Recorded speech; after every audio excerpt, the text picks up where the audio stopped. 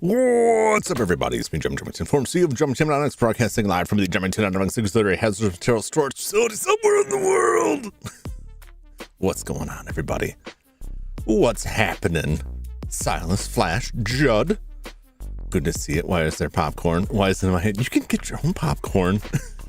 If you can figure out how to get this popcorn out of the screen into your hands, you can have as much of the popcorn as you like. If I was capable of sharing this popcorn, I mean, I wouldn't. To be frank. But I guess I couldn't defend against people just stealing it if they could. But I wouldn't. I absolutely would not share.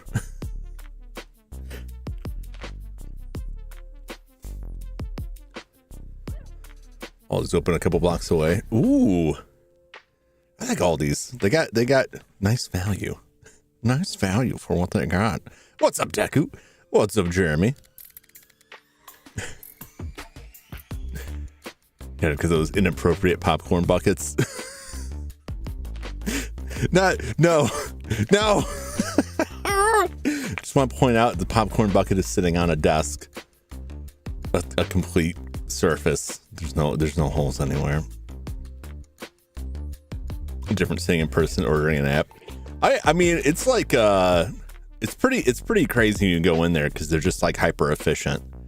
Did you know in Germany there's two Aldis? There's two like the Aldis like had a schism, and there's like considered like the good Aldis, which is what we have as Aldis here in the US, and then the less good Aldis, which I believe is Trader Joe's in the US.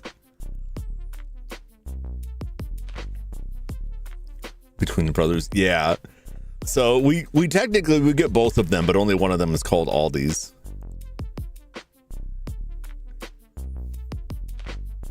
Yeah, so Trader Joe's is also like I want to say it's Trader Joe's. Yeah, it has to be Trader Joe's. Trader Joe's is the last good one. It considered, in the, where the originally what the parent companies are. I don't know how that stacks up to what we have in the U.S. I don't think I've ever been in a Trader Joe's. I don't even know. No, I think there's one moderately close to me, but I've never been inside. It seems too fancy for me. I don't see people talk about it like, oh, I'm eating those Trader Joe's peanuts, and I'm like, what's so special about it? They're like peanuts. Also, I don't eat a lot of peanuts. I suspect I have a peanut allergy, but it's like relatively mild. But I do get unpleasant sensations when I eat peanut butter. But I do like peanut butter. Never really been tested for any of that stuff. I guess just because I've never like almost died from eating something. What's up, Brahenmo? Monoxide man. Monoxide man. Which kind of monoxide? There's a lot of different monoxides. Burger King, McDonald's, other countries super fancy compared to ours. Oh yeah. Well, in other countries, some of them anyway, other developed countries have standards. And the U.S. doesn't really.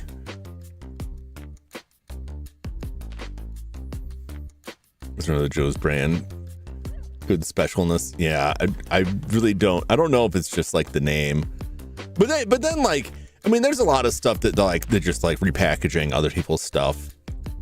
But that's true for like anywhere. Monoxide man posting a glitches Discord. Though I'm off during stream yesterday. Oh no! Oh, did I ever tell you about the time when I was a kid and the carbon monoxide detector went off? And I was having a dream that Casper, the friendly ghost, flew up to me. And I was like, yo, Casper, what's up? And he just opened his mouth and went, Err. And I was like, wow, damn. I'm sorry, Casper. Why are you angry?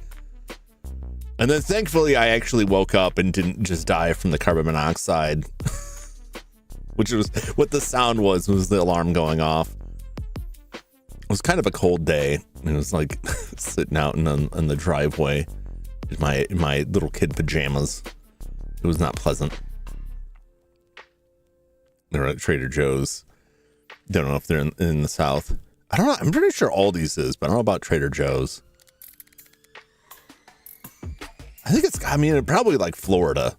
Because I remember somebody from Florida talking about it on a podcast. But then they don't live in Florida now. They're elsewhere. So they could have been, I don't know. Do not shop Trader Joe's anymore. Little tubs of ginger snap cookies were delish. Oh, I have to avoid places that have the good cookies, which is difficult because I'm supposed to be restraining myself with regards to the cookie intake. Apparently, it's not healthy. I said, these aren't cookies, they're digestive biscuits. They aid with my digestion. And they said that oatmeal raisin doesn't count. And I told them, I believe I'll find a new doctor. And I couldn't because there aren't any. So that's where I'm at. Heroine's voice in my ear. Woke up, went to bed, no alarm, just creepy. Have you ever seen those, like, I've seen these recordings that people post that they have like a sleep app or something. And then they hear like voices in it. And people pointed out like, yeah, we get that a lot. And people think it's ghosts.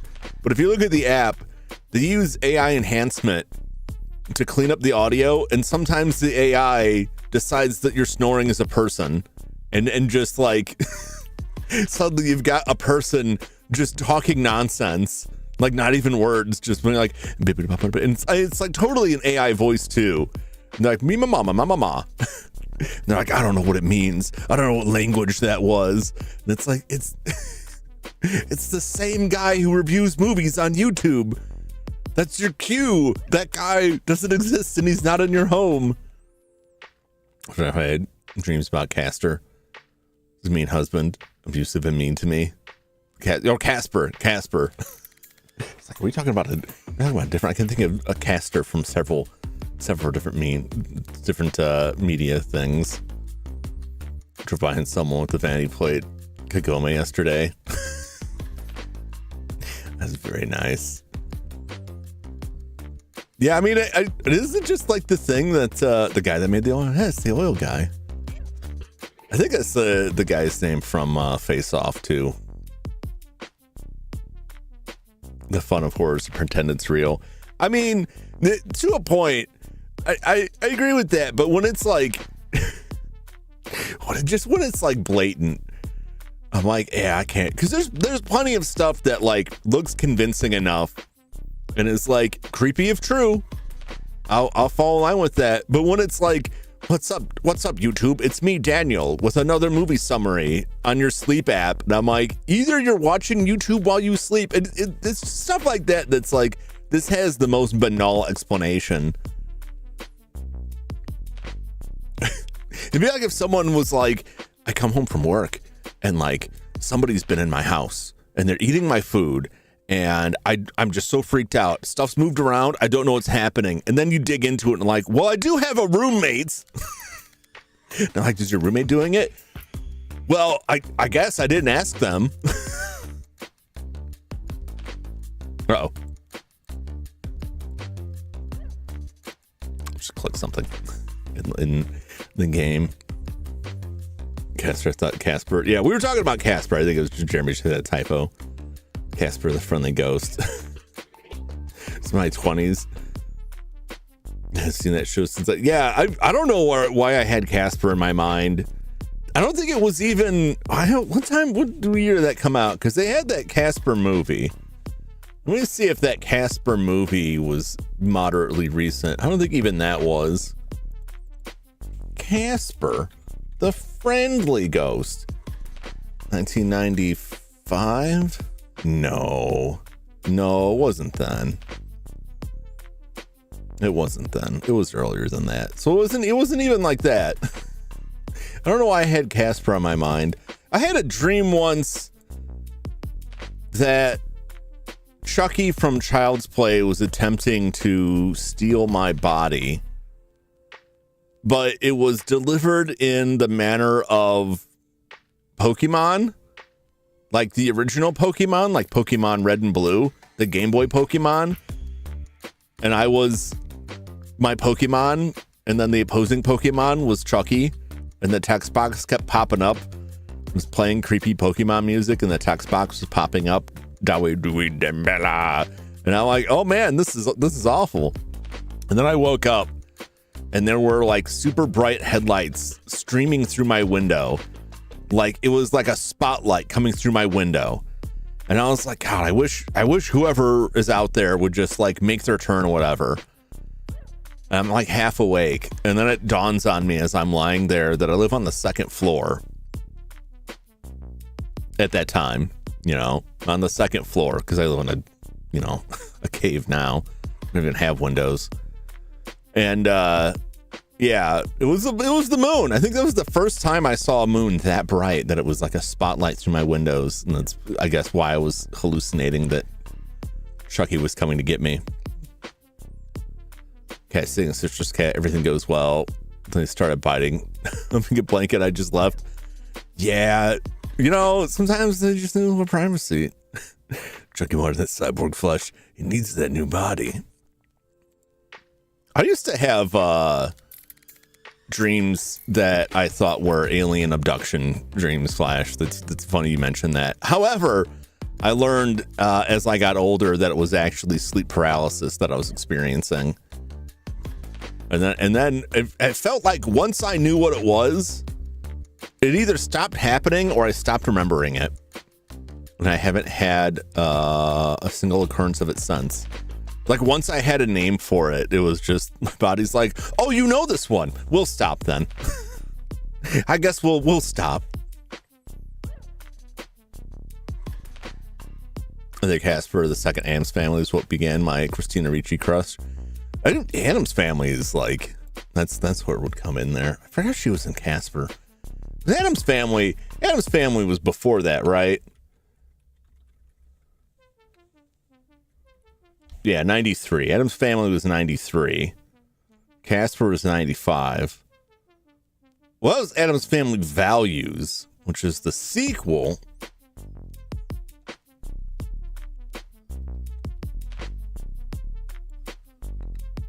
What was the other one? 91. Okay, yeah. Quite a bit earlier. Sucks. It kept happening for a while. Point I developed enough skill to roll out of bed with my neck. I know it's horrifying. Some people have it their whole life. I feel so fortunate because it was absolutely terrifying. Like as a kid, just waking up like paralyzed, hearing like dump dump dump dump dump dump, which ends up being the beating of your heart. But it sounded to me like someone large and angry stomping closer and closer. It's better than Chucky Jason with Pokemon. Gotta kill them all. He wants to be the very best, the best there ever was at slaying teenagers on the lake. Well, too young when that first one came out. The Addams Family. Not the original. Well, the movie in like 93. I would have been in my teens at that point. Not a young adult even. Too young for that, but old enough to know. Before me on my way to getting a job. I have classes during most of Jump streams. Oh, please don't play point and clicks without me. No, Silas. No. Well, that's good. It's good that you're spending that time productively with the classes and the job. I mean, I have my views on employment. That's just easy because I'm unemployed. But yeah, you gotta get that bread, man. You gotta make that money. Let's go to Miss Jum loafing around like I'm a cat. Yeah, I don't know. I've been I'm getting just like cabin fever lately because I don't have the money to go out anywhere, and I don't really have anywhere to go. I don't miss the job, but I miss having a reason to leave the house, which I just don't have anymore. I'll take off 45 minutes in the stream. Yeah, it's unfortunate. I don't know like how long it's gonna be, like the early streams before I go back to the evening. Not anytime soon. Not anytime. Reason to leave is the library. I started going, but I stopped just because I have just like games. I have a huge backlog of books. It's just the curse of like being in a position for a short period of time in my life where I had like tons of disposable income and would just like anything that looked mildly interesting. Like, I'm going to get that. I will read that. And then it just goes on the pile with the other stuff. Job prep for your internship in December-ish. I've done an internship. I had plenty of interns. I don't know what became of them. No, I guess nobody does.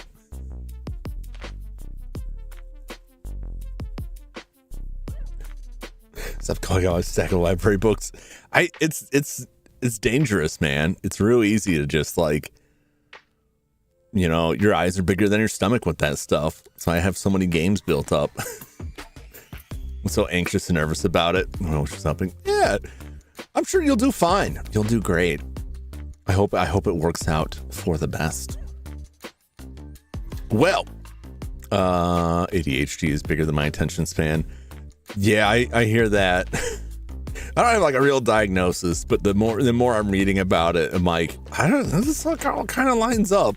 Maybe I should talk to the doctor. Although I've been calling him, trying to get an appointment for a follow-up to my last visit, and I still haven't been able to get through to anybody. I got to get through to the pharmacist. Nobody will call me back. Which makes me feel like, did they see my test results and go, oh no, this guy's not going to make it? They're just like, wait, don't call him back. He'll be dead soon. I don't think that's the case, but it could be. It wouldn't be the first time. What's up, G-Money? What's up, no username?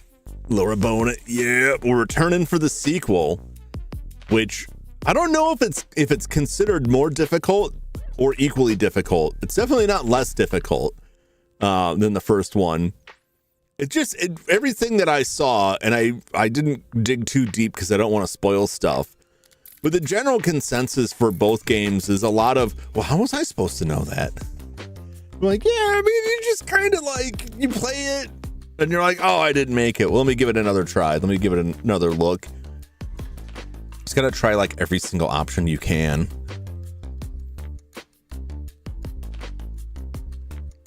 I'm certain I have ADHD. It causes terrible issues just about every aspect of life. Yeah, I caution against like the dangers of self-diagnosis on stuff, because you can get yourself in a situation where you have something that you can work on, but you've inadvertently given yourself this out that like, but it's this problem I can't deal with. The reverse is also true, where you can be in denial of having an issue and saying, no, I can solve it on my own, and you really can't.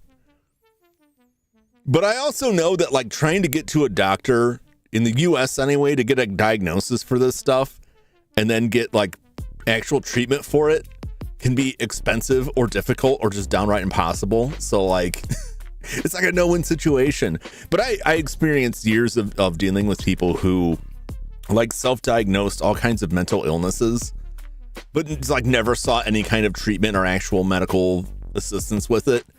And some of them, not all of them, but some of them after a while was just like, do you really have this problem that you have decided for yourself?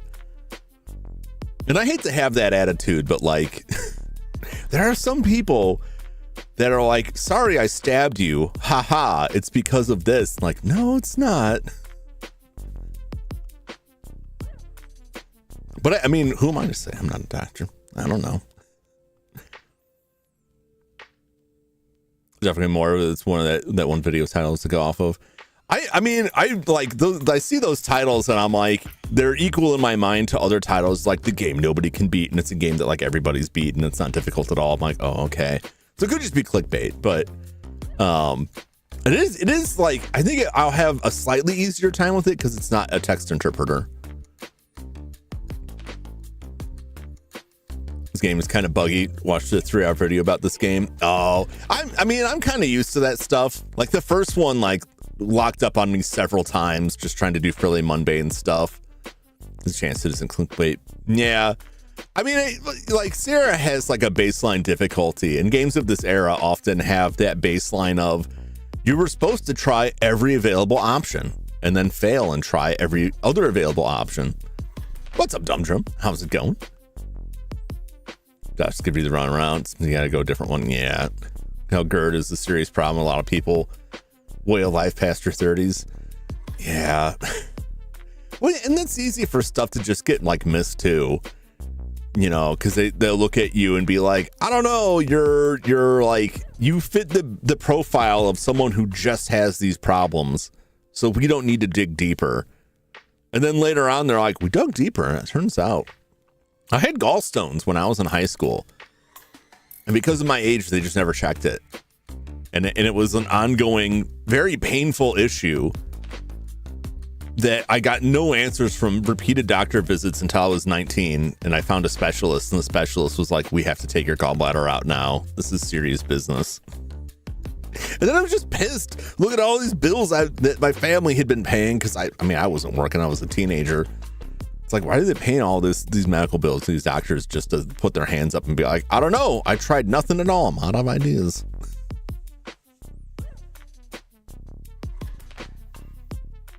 Mega Man 12. Yeah, was that next year? Next year, Mega Man 12? A new Bomberman. I'm telling you, man, we do not see eye to eye on the Super R. It wasn't the best, but I did enjoy it. Yeah, I mean, that's like long in the past, but it's like, it left a very bad taste in my mouth about doctors. And I see doctors and they're just like hand wave stuff away. I'm like, could you look a little closer? And that's when I see a doctor. I go over the medical history with them. I explain a lot of this stuff, that it's like, I had this and nobody found it for years. And then I had this and nobody found it for years. So I'm just letting you know, like, please look for stuff. Please don't blow me off. They still pull me off though. Insurance is so bad about that too. Well, and I'm trying to get all this stuff taken care of this year because my insurance practically doubled this year. And then I got a letter from my company last month that company is not even going to be doing business in my state anymore after this year. And they were the most cost-effective option. They weren't the cheapest, but in terms of what they covered, they were the best option. They're going to be gone next year, and whatever is remaining is going to be worse and more expensive. I just may not have insurance. I'll do the math on the stuff that I regularly have to deal with expense-wise and just be like, well, I'm just paying out of pocket. Just stash that money away every month instead. My friend who went to ER many times, I think gallbladder, she just kept getting sent home with Pepto. Yeah. I mean, they could there wasn't even to get to the surgery level. You just tell people like, it's this, like adjust your diet and things may improve. Not even that guidance. Going up on the floor sick, pancreatitis too. Put IC for weeks. Finally was better, but no longer with a gallbladder. Yeah. I got hospitalized, 2 years ago with pancreatitis. Still no idea what caused it. Never got any real answers on that because like usually this happens because of gallbladder issues, but I see you had yours removed. I'm like, yeah.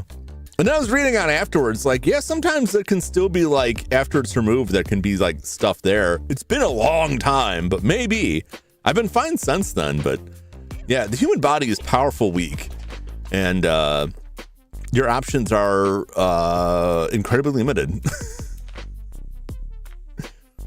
Get on Medicaid. I mean, I have to look at that. I have to look at that again. Their requirement, they had like a weird cutoff. I should qualify for that stuff because technically I don't really have any income. But I went through it before and they were just like, no. They didn't really explain. I'm like, oh, okay. And I had the money. I'm like, I can afford this. I'm just going to deal with it. It was less headache for me, but that's not going to be the case anymore. My estate plan. Yeah, I got to look at that. I mean, I got time. Like, this stuff doesn't roll over until the end of the year. United never really used it yet. Hospital stuff or is questionable about that stuff. Honestly, Jeremy, like they all are. I don't think any of them are good. Some kidneys and not telling the IRS. You only have to report up to a certain dollar value. But that doesn't really cover kidneys because you can definitely get more than the minimum reporting for a healthy human kidney. Not that I'm doing that. I wouldn't sell that stuff. I'd keep it for myself. I'm too much of a hoarder. I'm not gonna go to the trouble of harvesting healthy organs and then not just use them for myself. Walk around with 16 kidneys. I'm bulletproof at that point, baby. You can't take me down. Try and stab me. I got a backup for everything. But I don't eat the people. Well, that implies that I do other stuff. I don't do anything to people. Down one kidney, keep them good kidneys for me. We'll see. Some fava beans and a nice Chianti. All right, let's go to the game screen. Now that we're getting in the uncomfortable territory of cannibalism again, which is, it's not my intent, but somehow we always get on that subject. It's not me. It's someone else is doing it. I've had medical troubles, delayed surgeries in the past. Yeah, it's a mess. I haven't had to deal with this yet, but I have had a lot of friends who were told they needed to go get a diagnostic done and went to the trouble of calling their insurance and getting it cleared, only to show up on the day and find the insurance, even though they told them this was the place to go and that they were all clear for it. On the day, they denied it and they had to just turn around and leave.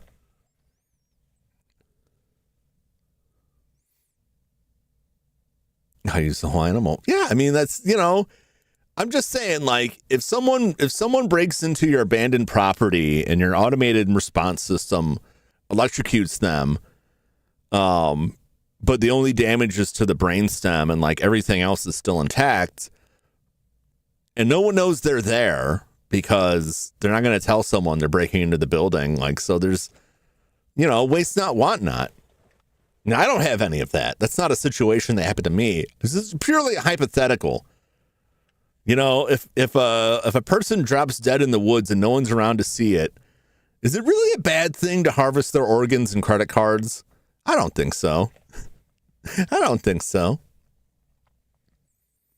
But it's just straight not accepting insurance. Yeah. Yeah. I mean, the insurance industry is, they pay a lot of money. They put a lot of money into politics to keep things going the way they are. So the system is very broken.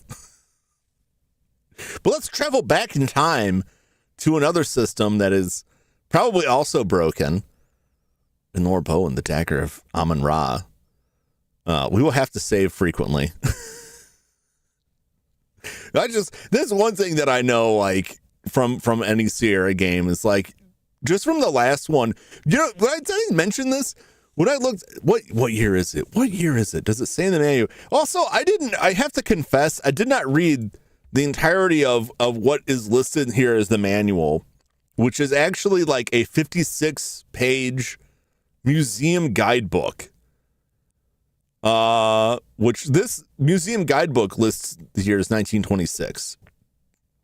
So I'm assuming it's somewhere in the range, like 1926 or later. But this game came with a 56-page museum guidebook that is just full of very detailed information about this museum.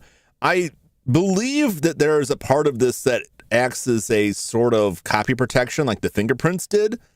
But yeah, I think we're still in the roaring 20s here.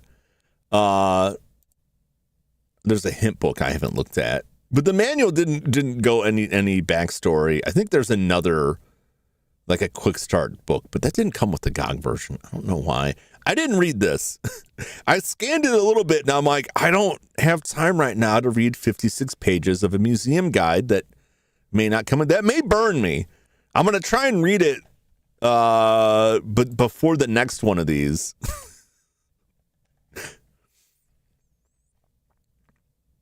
But we'll see. Let's watch the introduction. I was gonna say I watched the video about the last game, the Colonel's Bequest, and found out that every single time I opened that closet, except for situations where I could confirm Lillian's whereabouts, if I couldn't find her, or she wasn't in the same room, like, there was a chance that I would get killed. And I opened that closet a lot of times and only got killed once. So there are a lot of situations in there that I could have just died because of random chance. Because we died in the secret passage. There's like a chance that they're in there, that you'll just get killed. There's so many areas where there's just a random chance you could die. I'm like, man. And there wasn't ever anything in that closet, if I remember correctly, which just makes it even funnier.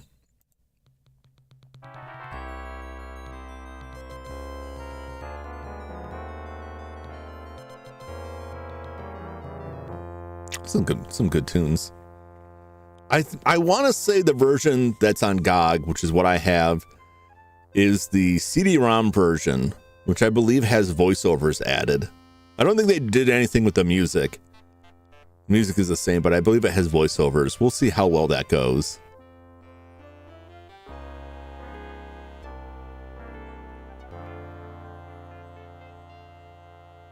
Let me know if you want me to adjust the audio.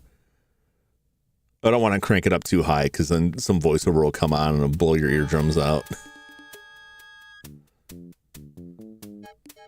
Iceberg dead ahead! Uh-oh. Uh-oh. That's fairly well animated strangulation right there. That is some like rotoscoping going on there. That's good work. Yeah. Put them in the box. What's in the box? You're in the box.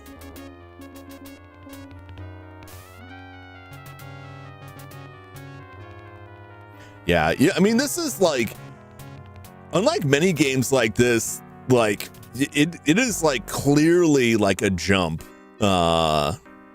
Technically, like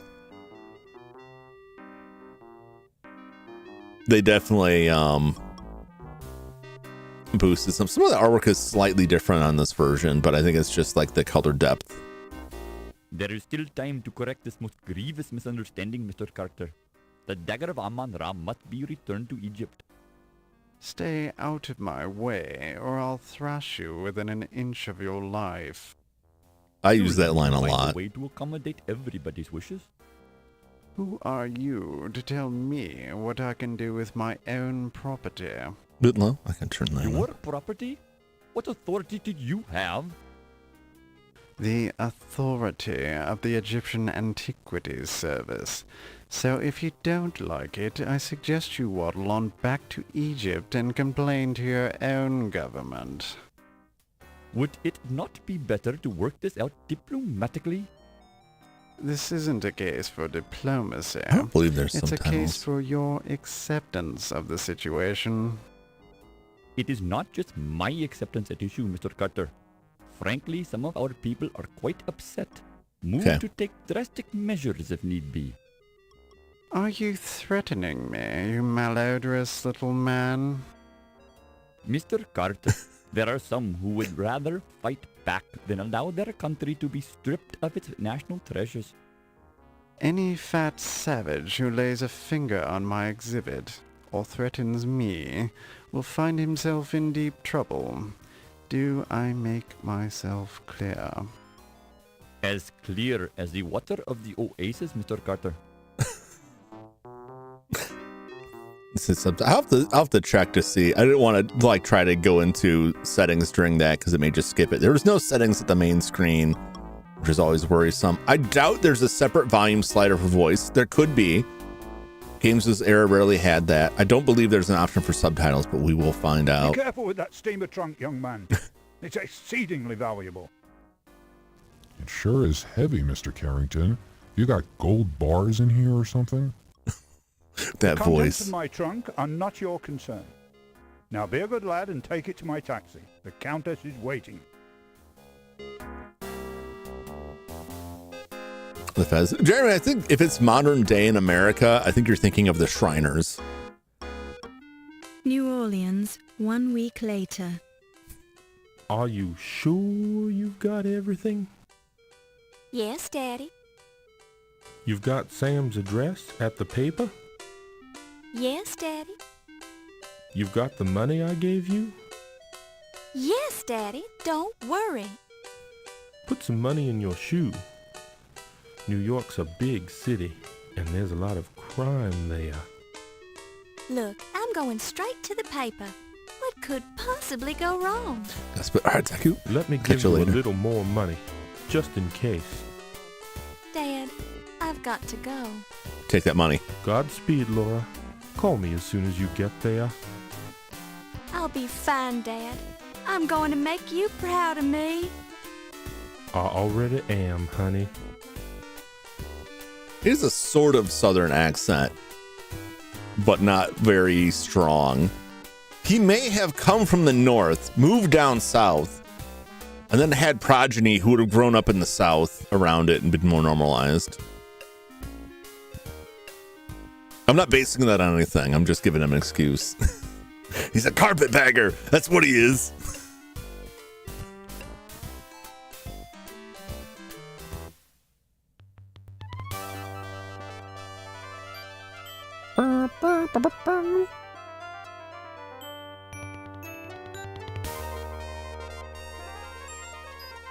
So we're taking a train to New York City.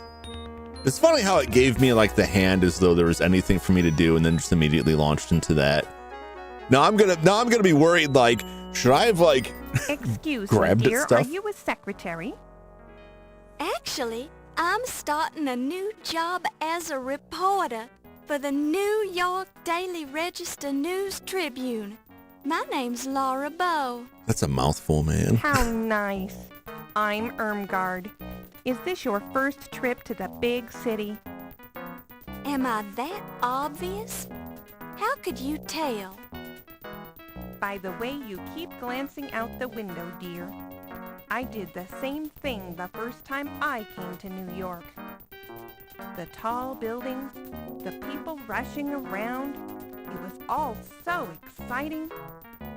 Then I stepped off the train and got mugged. How awful! It's the New York experience. She sounds like she's from Minnesota to me. Thank you, dear. You're very kind. I've enjoyed traveling with you.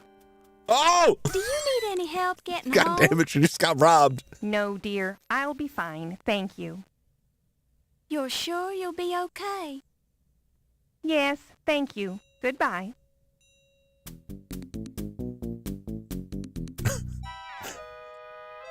Why does she have like a... Goodness gracious! My suitcase! Can you spare a dime, miss? Uh-oh. Uh-oh. Certainly, sir. I'm always ready to help those who are less fortunate. Well, that's just peachy. Give me all your money then. Oh my God. Excuse me? My God. Hand it over. This seems very unfair. Welcome to New York, kid. The authentic New York experience. She knows Peter Parker. She probably knows Aunt May. May and Ben Parker are probably youngins at this I'm not gonna let a time. little bad luck ruin my day. Hello, New York. Laura Bow has arrived. Also imagine, like, she doesn't have any money or probably any identification. It's probably, like, gone. She probably might not have even had in the 20s, like, any kind of... the identification was probably, like, a letter from somebody that's like, this is My Laura. destiny awaits. Nothing can stop me now. It's time to turn around and go home. How are you going to get home, Jeremy? I really want to thank you for hiring me, Mr. Augustini. Skeleton employee of the month. Hiring you? I don't even know who you are.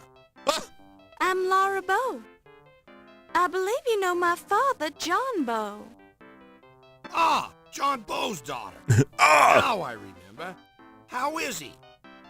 He's fine, and he says hello. Why's he got so He many wanted to bones know in if you here? still had that newspaper clipping on your wall about the explosion of the Hindenburg building in New Orleans. He does. It's right behind. Yes. Your father was the first cop on the scene of the explosion. Oh. He let me into the wreckage so I could cover it for the paper. I rescued Rupert Hindenburg from his burning office, wrote about it, and made a name for myself as a reporter. I owe John a lot for that. Think this you guy's can handle voice. being a reporter for a big city paper? I'll do my best, sir. We usually just hire men for this job. It's rough out there, and you're kinda small. I can do it, Mr. Augustini. Just give me a chance. All right, as a favor to my old pal John. But I'll be keeping a close eye on you. Thank you, sir. What is she, like 2'5"? First assignment, I want you to write about a burglary. Some kind of fancy knife was stolen from the Lion Decker Museum. I'll arrange for you to attend the fundraiser at 7 o'clock tonight for their new Egyptian exhibit. Everyone will be there. Tell them you're covering the society news so they won't clam up on you. You won't Does it regret unpack it, me sir. potential? Yes. I have a nose for news. I need to grab a screenshot Just of that. keep your nose out of trouble. Here's your official notebook and your pencil. It already has Crodfaller's notes in it. Have the story ready by 3 tomorrow or you're out of a job. He is like a gigantic individual. You're right. Like, he stood, I think he would have to kneel, walk through. They just built the office around him. He actually can't leave. He's trapped there forever now. Those bones are the people that he had to eat to survive. Laura Baines, right? Baines. Laura Bow, sir. And I believe you have the advantage. Crodfowler rhubarb, ma'am, though you can call me Rube. So I suppose you've already met Crodfowler Sam. rhubarb. Yes, he's very colorful. What kind of name Don't is let him that? shake you. He's tough on the outside, but inside, he's got a heart of stone. I'm sure he... Pardon me? What did you say? Never mind. Just pulling your leg. Why don't you take this desk right here, and we'll get you settled in. That's very kind of you. Mr. Augustini sort of left me on my own. I have to start on this story about a burglary at the Lion Decker Museum.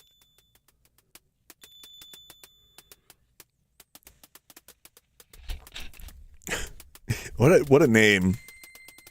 What a name. Let's see here. Walk like an Egyptian. I love that these are themed. These all look like weird hieroglyphics. My notebook. Eyeball my It's notebook. your official New York Daily Register News Tribune reporter's notebook with index tabs for people, places, and things. Okay. New York Daily Register News Tribune. Is that the name? They just stacked like every possible name for a newspaper together.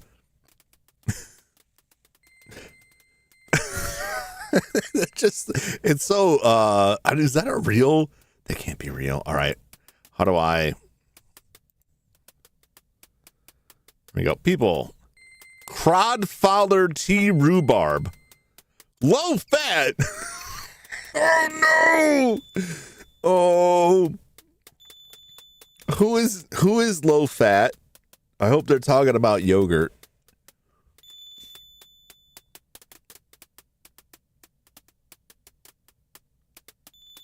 I'll save. I don't think it did.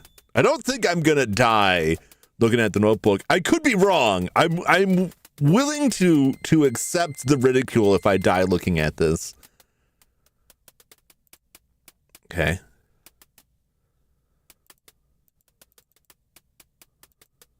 Do I just not know anything about them?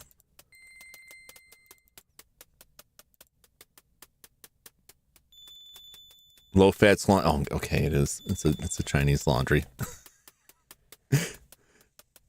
The Tribune, New York Daily News Tribune, Daily. What was it? What was the R for again? God, I've already forgotten it. It's such a register. New York Daily Register News Tribune. You know the Dirt. What's up, Joshua? Welcome in. How you doing?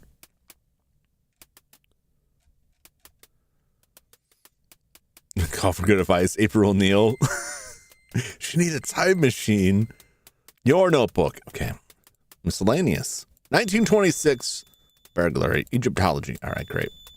Cool. Let's get out of this. There we go. Yeah, it looks like we've got volume. The detail.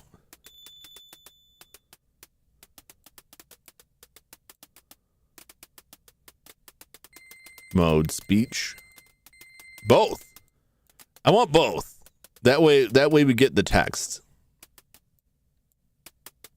Turn the volume up. Enjoying Lord Bow, the Dagger of Amon and feel the need for more mystery in your life. Investigate the first game in the Lord Bow series, The Colonel's Request.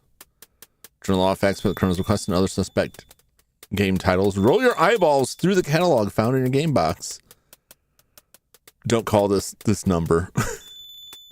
No one's going to be there. Our lonely customer servants will happily respond. Creating a game of this magnitude and complexity, a wide array of talent must be assembled and pointed in the right direction. Once we got rid of those people, the rest of us got down to the job of creating mystery. That's... I love it. Settings for the switcher setting slider being the dagger sheathed into them is perfect. Yeah, the UI in this is... These are the guilty parties. They're all just in a cult here. Ken Williams, Bill Davis, Bruce Balfour, Dan Carver, Roberta Williams, Steve Joseph, Cheryl Sweeney shooting somebody, con artist. Art I didn't even notice the titles are. That's very funny. Public Enemy #1. can get out of here. We can see all this. I don't need to read everybody's name. Okay. All right.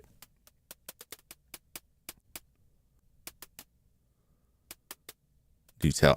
I'm curious, like what the detail slider controls. I'm not entirely certain. Anyway, let's save. New save. 1. I don't even know what else to call it. In case of notebook death.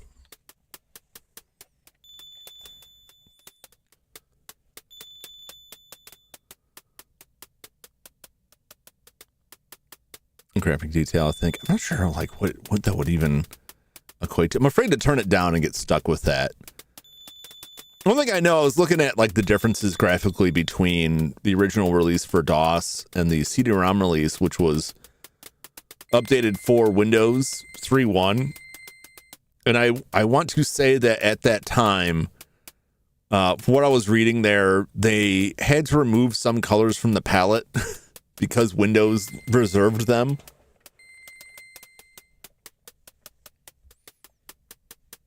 Put the place, where you are. It's the first one. When I actually get somewhere else, I'll examine it. But, all right, let's talk.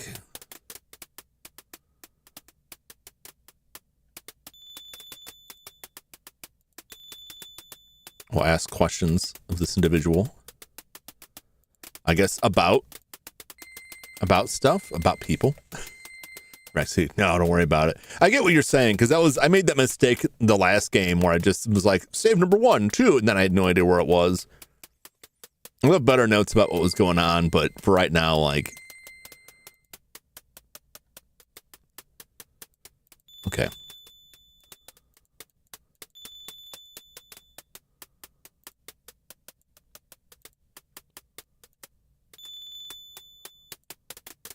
Report about other accounts, okay.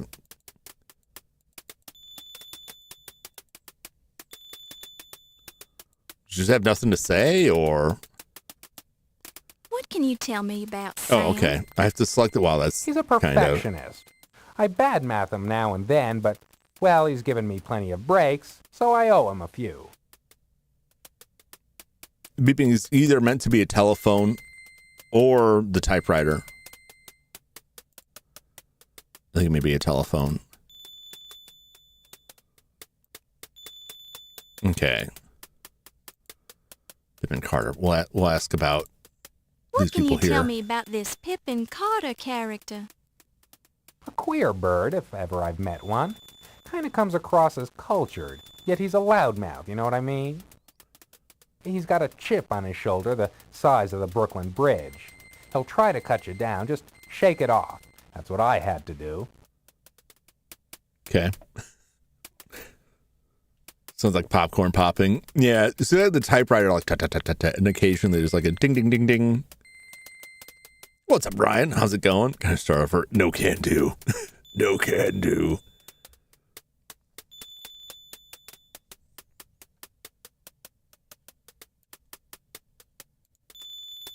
What should I know about Archibald Carrington? Carrington hasn't been in the States long. Mm-hmm. He's from England, but somehow he doesn't quite come off on the level. I see. Call me stupid, but I just think the guy should be more concerned about museum property vanishing. Which guy's his first month on the job, too.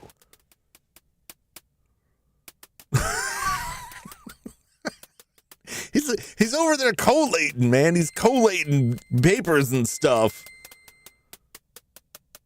Unless, do I need to censor it? Is the question.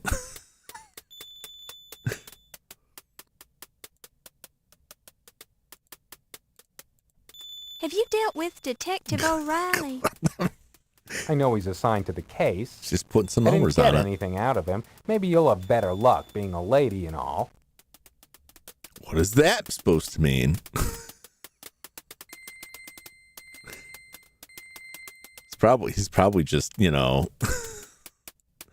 trying to open his jar of paste. Tell me about yourself, Mr. Rhubarb. What's to tell? I'm a reporter for this paper, probably since before you were born. But I want to know about the real crodfaller tea rhubarb. Not the fake one. You mean there's another crodfaller tea rhubarb? No two sets of parents could be that cruel. That's okay, Mr. Crodfaller. You don't have to tell me about yourself if you don't want to. Rube. Actually, Who are you calling a... Oh, Rube's your nickname, isn't it? Sorry, I forgot. Damn. But also, it wouldn't be Mr. Crodfaller. It'd be Mr. Rhubarb, wouldn't it? Time period is this? 1926, I believe. Well, I do return, Mr. Beauregard.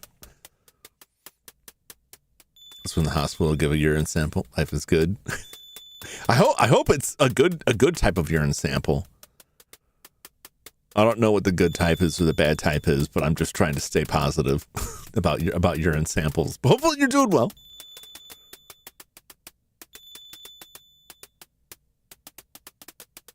Welcome back, John. Low fat. Well, you didn't tell me about low fat. I don't even know low fat. Tell me about low fat. The old laundry guy. What's to tell? Okay. Tell me about my father. Have you heard the name John Bow? Don't think so. He a relative of yours? He's my father. Oh, Sam's friend. Never met him, I'm afraid. Well, do you guys remember the low-fat chips that were making people, like, they were cleaning people out? Was that Olestra? It was like the oil substitute that was meant to be healthier, but, like, it just, like, blasted through people. I don't think they make that anymore.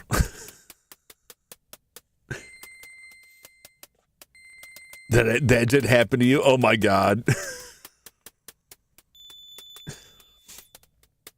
The chips. Oh, that was I'm gonna look up Olestra.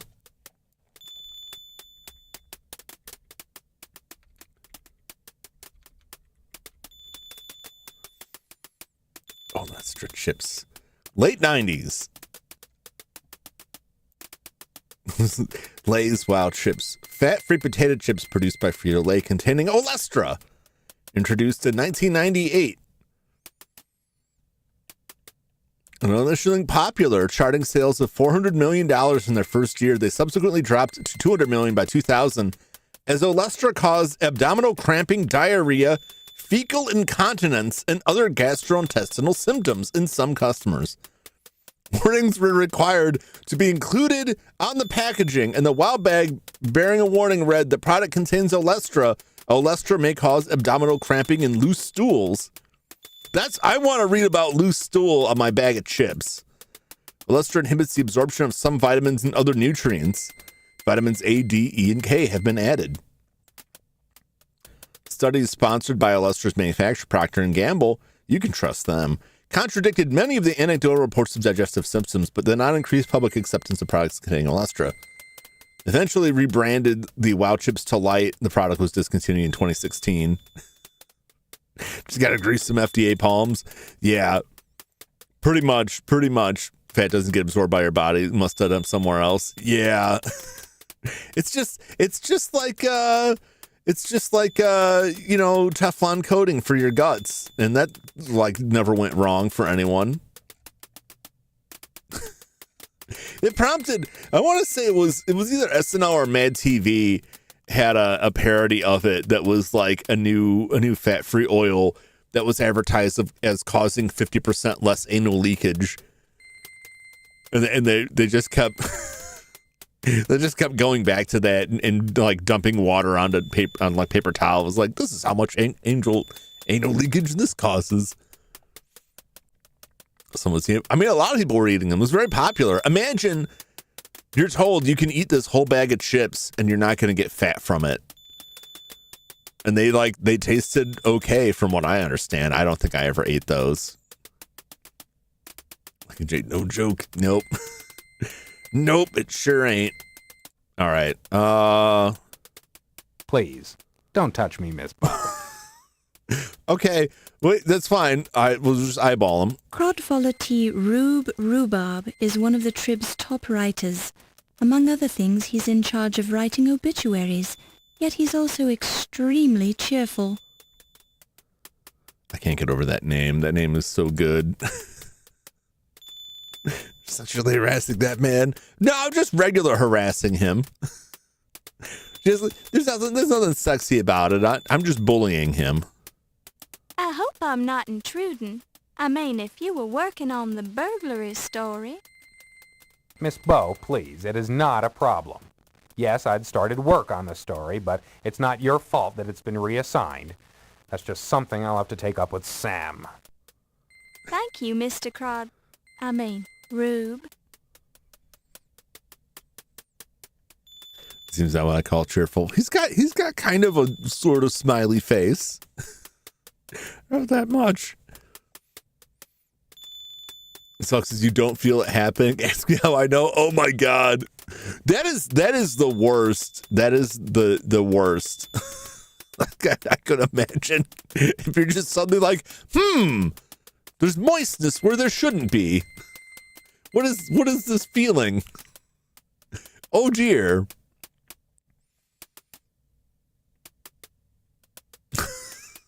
What are you talking about, Bradmo? What's up, Outcast? Welcome in. That's worse. What's worse? I mean, it's worse. It's worse if you don't feel anything. It's all bad. I'm gonna ask him something. Just be sweaty butt crack. I think there would be some mass involved as well that may have put some stuff in the bullying. Yeah, but it's not like I'm not going to get in as much trouble. I'm not going to say I'm not going to get in trouble, but I'm not going to get in as much trouble. All right. Ask about my notebook. Oh, what are you doing?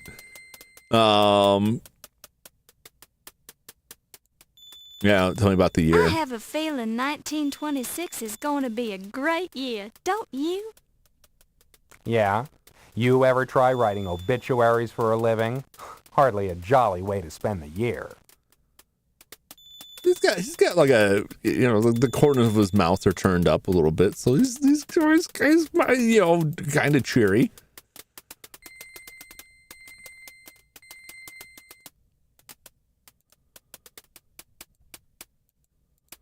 What about the burglary? Were you able to get any leads at all about the burglary at the museum?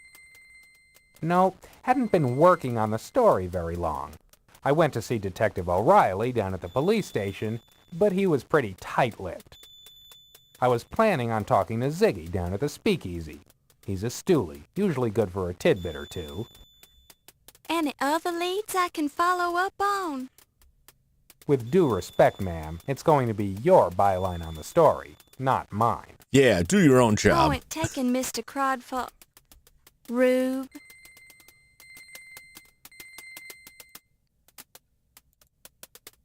Now I got Ziggy. Tell me about Ziggy. Who is Ziggy? He's what we politely call a stool pigeon. It's a mildly Basically, popular the guy comic strip. squeals for cash. Amazing that the guy hasn't had his neck broken by now. That's a red flag, and that's a death flag there. I feel like things are only going to go up from here. That's how a game ends and the credit rolls, and it's just like all the newspaper headlines about the Great Depression rolling in. Just like everyone in the office lining up to jump out the windows. God, that's pretty grim, but it's still funny.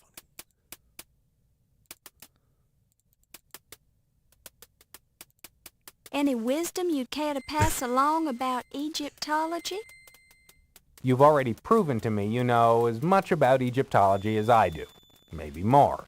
I bow to your superior knowledge, Miss Bow. We didn't, Thank you, though. sir. Oh, that concerns me. So I'm fairly certain. So this always worries me. And I haven't seen any reports of this.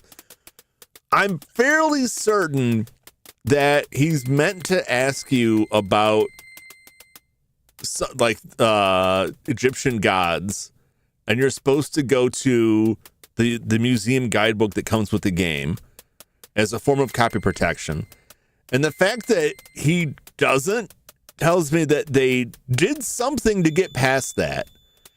But if past experience is any indicator, that may be very bad. Because the way that people broke the copy protection in the first game broke the any random chance of stuff happening, which made a lot of stuff not work properly in the game. The way that they broke the copy protection for Maniac Mansion meant that the doors that were supposed to be locked were all unlocked. They would just accept any password. Are my satirical misogynist jokes being censored? YouTube doesn't understand satire, or really doesn't understand much of anything. It has a word, and it's like, I don't know. Although I'm honestly impressed that it recognized your sentence and was like, I don't know about this. I don't agree with it. I don't agree that what you wrote, Ryan, ma'am, shouldn't you be at home in the kitchen? I think we're all adults here. We can see the humor in this, and that isn't an actual real statement. YouTube don't know that. It can't tell from the text. I don't like that it's blocking it, but I understand it. I think it's dumb, but all my comments get removed. Yeah, I mean, I looked at, like, some of them I was able to, like, pull up that they were, like, held for review. And that's the only thing that I could come up with, was that if there's a lot of them in a short period of time, it's just like, no.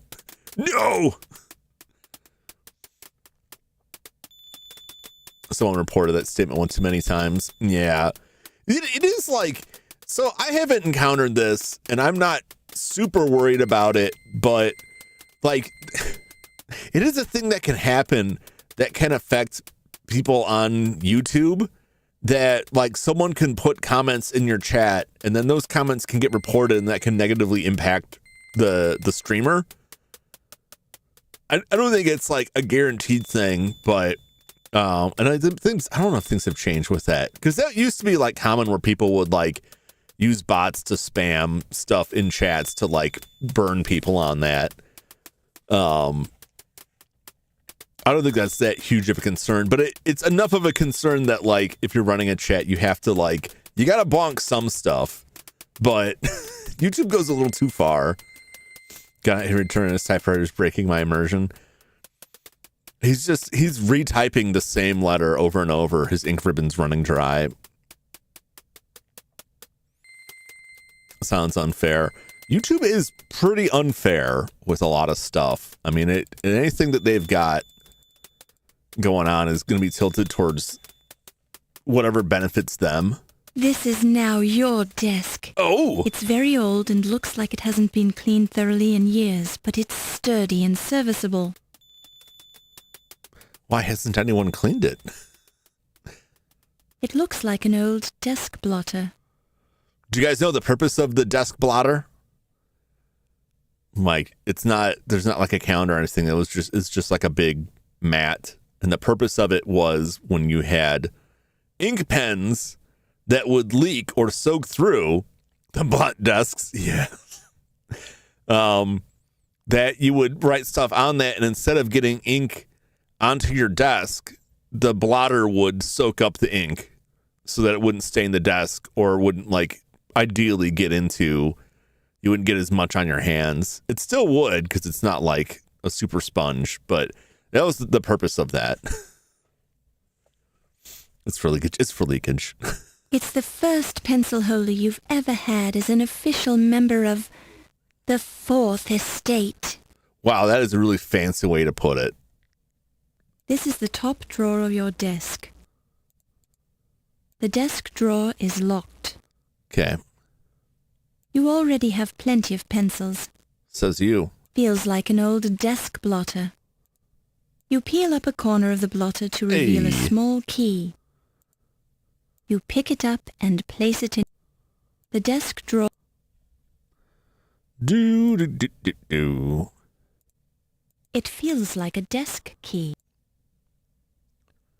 Okay. You unlock the drawer. Unfortunately, the key permanently jams itself in the lock. Let's hope you never want to lock this drawer again. Okay.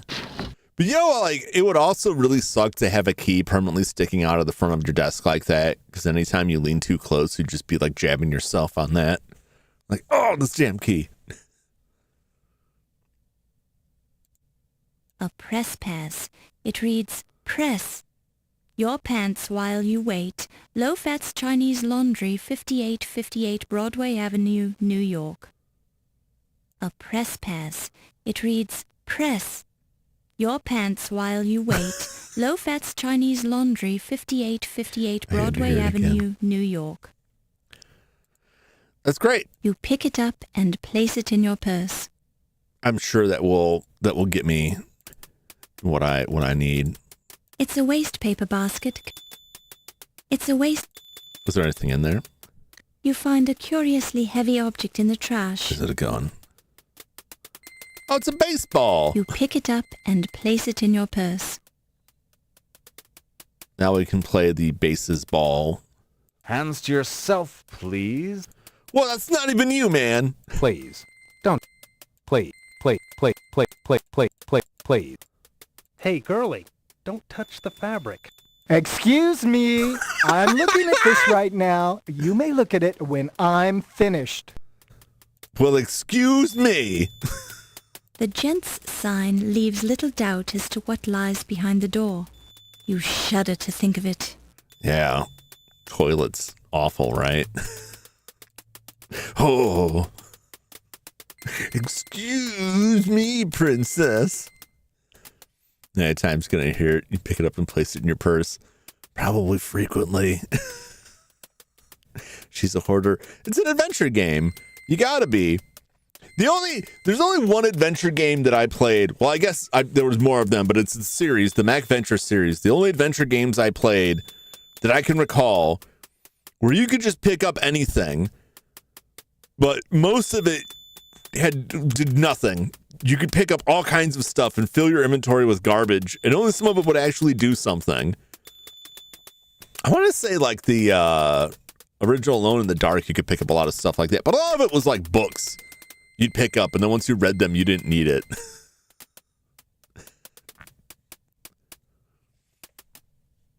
All right.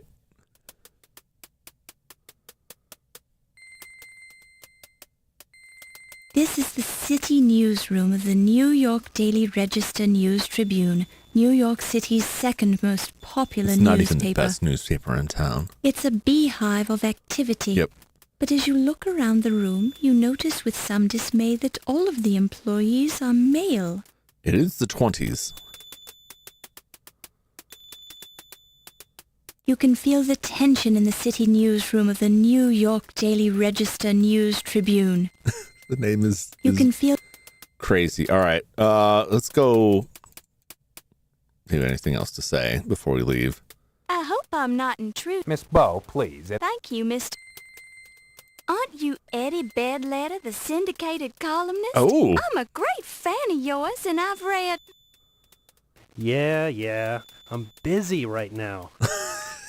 He's busy gluing his papers. Aren't you that... Yeah. Aren't you that rude syndicated columnist I've heard so much? Yeah. I'm so excited to be a member of the Trib staff. After all, I studied journalism in college. I went to Tulane and never thought that my first job out of school would be at a paper as prestigious as this one. I mean, that is unusual, isn't it? I'm sorry. Were you talking to me? Never mind. I love it.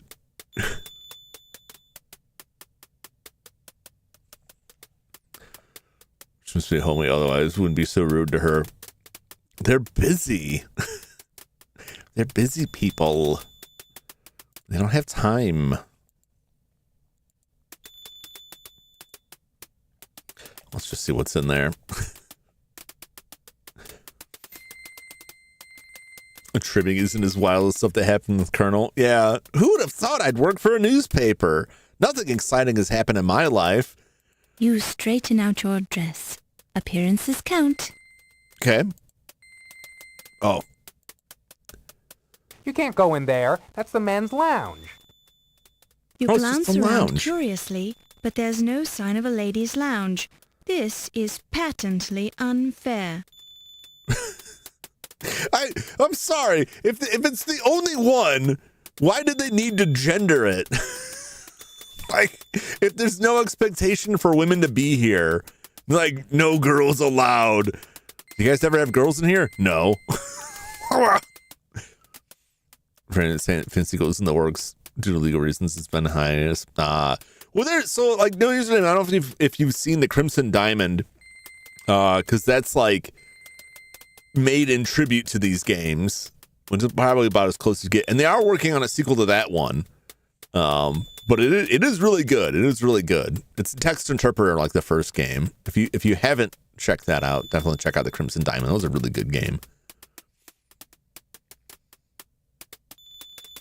Does it make these men faint? I think it would awaken something in them, but they probably would have you burned at the stake. Which hunts would come back just for that. What's on? You get my salad.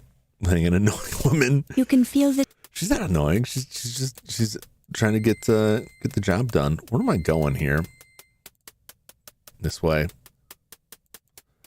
Do I have control over? I do. Okay, I can just have her walk. No, she's not going that way. All right. Where do I go? Where do I go?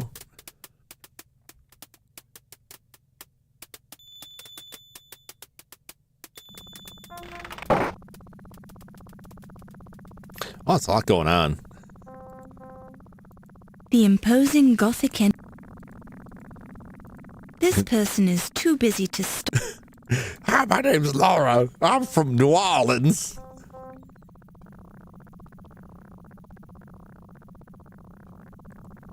A sign with the word taxi printed on it. This could have numerous meanings. However, since it does not look like... All right, let's call a taxi.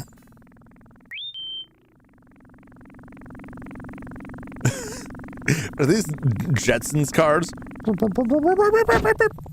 Greetings, madam. I can motivate you to your destination if you can prove that you're a reporter or if you have American currency. Don't touch it. You don't know. It reads Taxi Operator's License, New York Taxi Control Authority. The bottom of the license reads, License renewed September 5, 1926. The driver's name is Rocco. So in Colonel's Request. Yes, this is. This is the sequel to Colonel's Request. This is Laura Bow, same person we were in the Colonel's Request.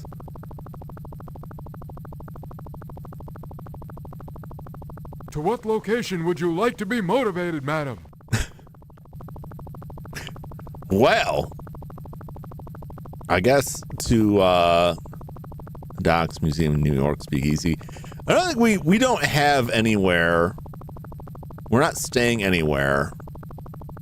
I don't believe. I think we're just going to be wandering back and forth. If we ever do go somewhere, it's just going to be like a cutscene, probably. She's going to get a bunch of people killed. I don't know that she'll get people killed.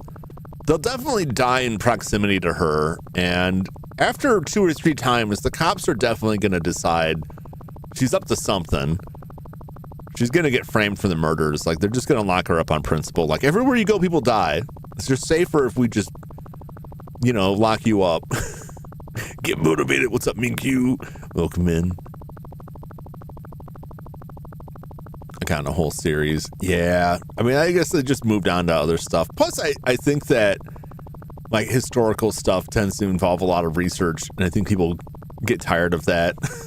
They're like, what if I didn't research stuff? So they can say motorboated. We haven't seen how chesty Rocco is, so we don't know if that's a good or a bad deal. We can go to the laundry. We can go to the museum. We'll go to the laundry. Have you heard about that transatlantic radio telephone conversation between New York and London? Imagine hearing someone's voice from that distance. Modern technology, oh, it just amazes me. Thanks for traveling with us, madam. Have a pleasant day.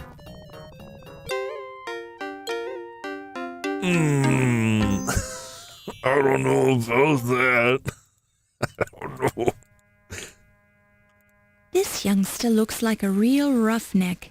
He appears slightly older than the other two boys, his brown hair wild and unruly, and a look of studied indifference on his face. The indifference is heightened by the nonchalant way he's burning ants with a magnifying glass.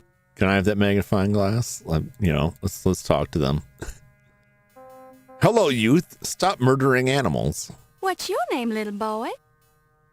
None of your beeswax. According to You're this quite box, the it's impertinent stinky. little boy, aren't you?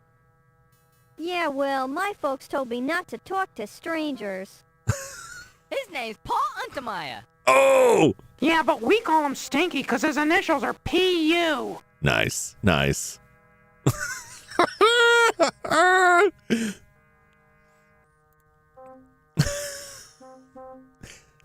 Well, what else you got? So what's your name, little boy? Biff. My, what a nice name. And you? It's a nice day, isn't it? I don't know. Tubby. Well, there's not a cloud in the sky and the sun is shining. I guess. Makes the ants light quicker, that's for sure. What do you mean they're not kids, Joshua? They bumped up the pitch on their voices. You know, you can't just pitch shift anyone to make them sound high pitched.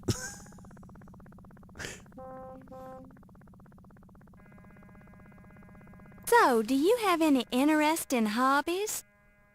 Killing ants, hitting baseballs through windows, and passing on my wisdom to those younger than me. What's it to you? Just asking. Hey, I'll trade you this baseball. Well, don't ask again. Damn! I'm about to murder these children. It wouldn't be the first time. This nifty baseball wouldn't be of any use to you, would it? I don't know. Let's see it. Not bad. I'm not sure about this. Oh my Bob Blue God! signature, but it's not a bad imitation. Stitching integrity is about 89%. Want to trade? Babe Ruth autographed baseball? That's just what I was thinking. I could use that magnifying glass you boys are using. Hey, Scram, we're using this glass. Have we got a deal? Okay, why not? Here you go. Now. Hey, what a jip. Now how are we gonna moidalize these ants? Ease up, Stinky. We're almost out of ants anyway. Then we'll go to Old Man Meadow's place and bust up his windows. Yeah! We've just enabled lady. further Let's do crimes. business switches. It begins. Thank you, young man. Now, we'll use the magnifying glass and place it in to your set purse. these children on fire and get our baseball back and their wallets. Trap them. Oh, the ants. The ants, you mean.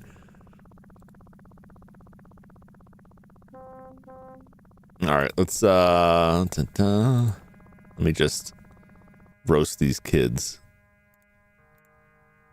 Under the magnifying glass, you can see that Stinky gets very sweaty under the hot noonday sun. You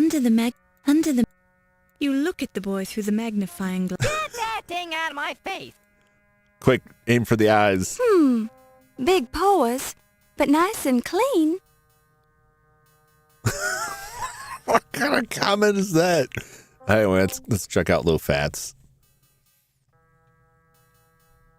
I tried to set them on fire. Something annoying fairy from Frog Great Quest. Yeah, it never sounds good if you just take someone's voice and like pitch shift it upward to try and sound like a kid. I think do I have it's not this one. There we go. Yeah, now I'm a child. Maybe I don't need as much echo. Yeah, there you go. So now, do you believe that I'm a young child? Oh god, that's like squeaking and everything. That's awful.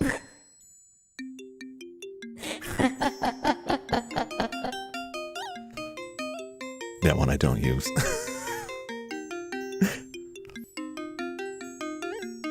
You haunt child's nightmares. I can only dream.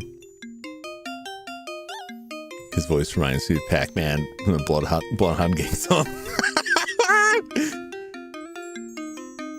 You can tweak it like 0.1 before it starts sounding robotic. Yeah, I think I don't know, that usually like the effects on this are like, oh, it's on robot, so that's probably that might be why. I was just hitting the buttons and I look over and see that the setting is just called robot. So this man has tried to trick children over the internet by altering his voice. No, Ryan! Please not to touch me. My wife, very jealous woman. Oh no. No hanky-panky in store, okay? Oh no. He sounds like the shitty walk guy.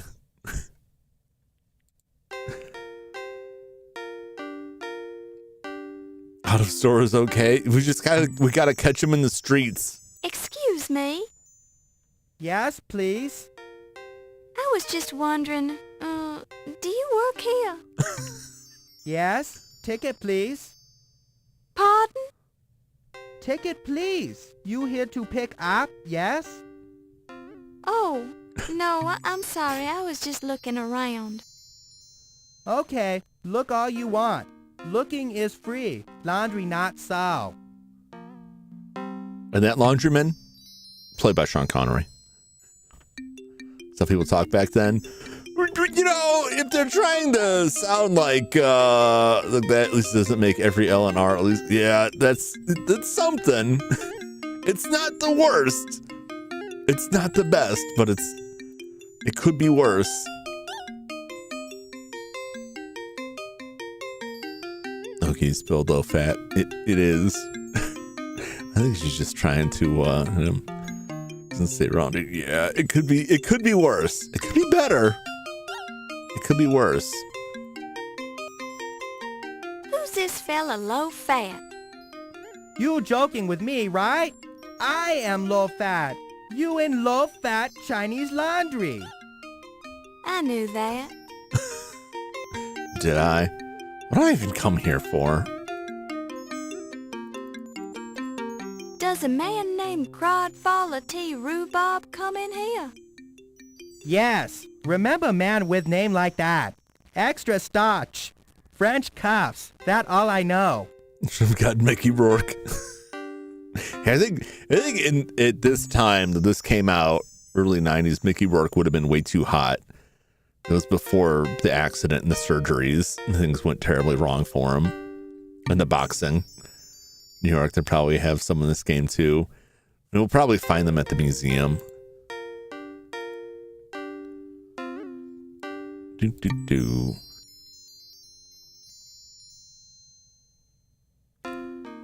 What did we even come here for?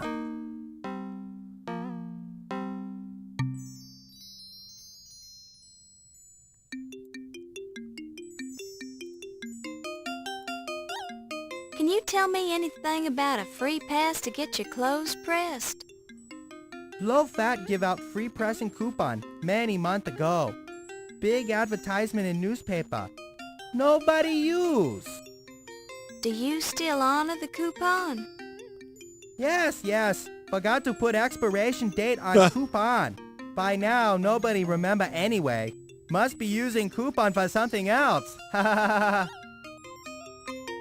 need to press something. We might, but I needed to use that because it says press pass, but it's just press, free press, but it looks like a press pass, so that's what I use to get a free taxi ride by showing them my laundry pass. Not even Asian, I'm offended. Yep. It was a different time. Long ago in the distant ancient past of when did this game come out? 1991? Yeah. You could get away with a lot in the 90s.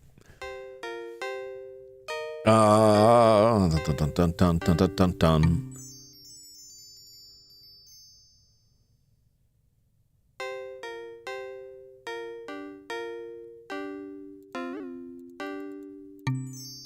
know Sam Augustini? He's the city editor over at the it's not an York excuse, Daily it's an Register explanation. News Tribune. Considered, Sam yeah. Augustini? Ah, yes. Oh, it absolutely 17 was. color, 52-inch waist. Mostly soup and sweat stain. Oh, my Ring God. around collar. Nice guy. And absolutely, like, the difference is that, like, you could release a product in this, and people might be like, oh, geez, I don't know. But, like, nobody would really say that much in the early 90s.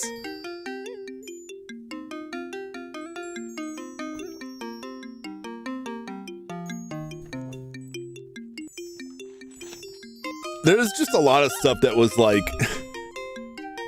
that's the expectation. Like, of course, how would you know the guy's Chinese if it wasn't this horrible caricature? Part one, there's the black lady. Yeah. But I also wonder how much of it is we need people to know this is the 20s. And so we're producing it like something that was produced in the 20s. I don't know that that's really a reason, but it's possible. Or it could just be that Sierra had certain views. Has Ziggy been in lately? Ziggy? No Ziggy come in here. Would remember name like that. Sound like good name for a comic strip, though. Interesting thing about Low Fat. No one's a spoiler or not. It might be. I didn't talk to him again. I have my magnifier too. What you looking at? I'm not sure, really. I'm just looking for clues. Let me know if you find any. Low Fat love a good mystery. Ha ha ha. What if? You see an older Oriental gentleman standing behind the counter, toiling away with an industrial iron. What if he's like, either he's not even like Chinese at all, or he's like third generation and just speaks perfect fluent English, and this is all just an act.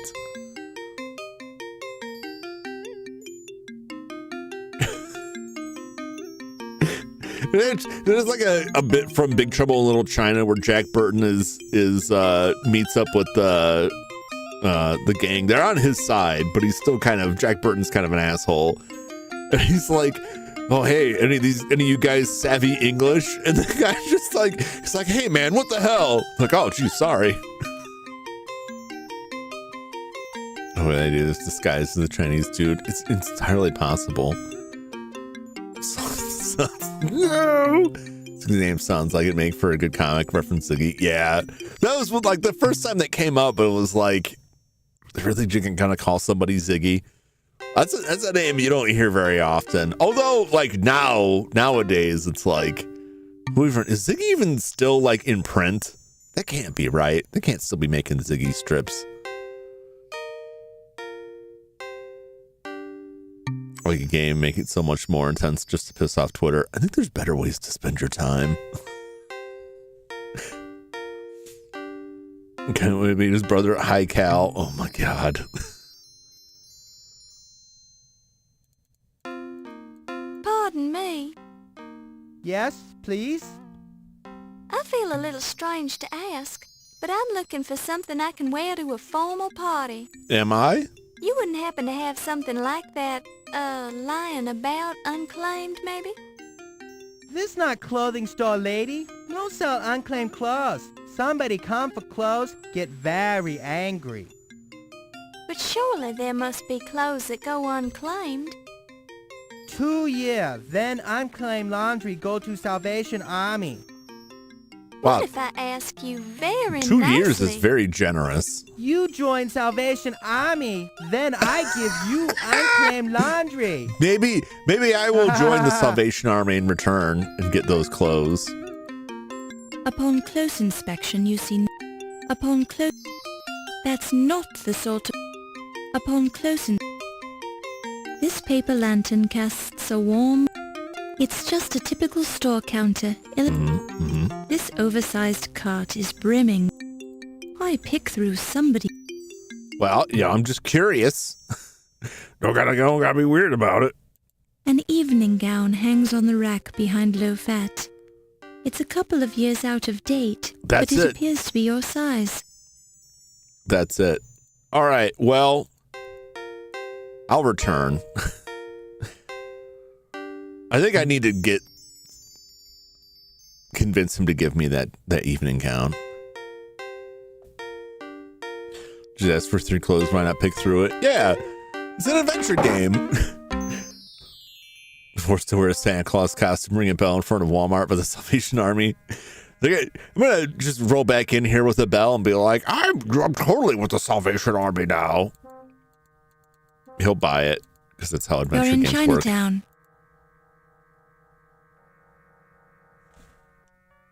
Those kids are gone. Should I be concerned?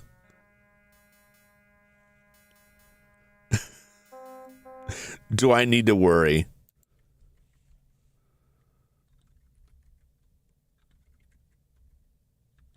Chinatown killing ants. They're out there smashing up some old man's windows. I want Chinese food. Greetings, madam. I can motivate you to your destination if you can prove that you're a reporter. Yep. So this is what the laundry pass is for. To what location would you like to be motivated, He doesn't madam? look very closely. The museum, I guess. We can go to the docks and ask questions there.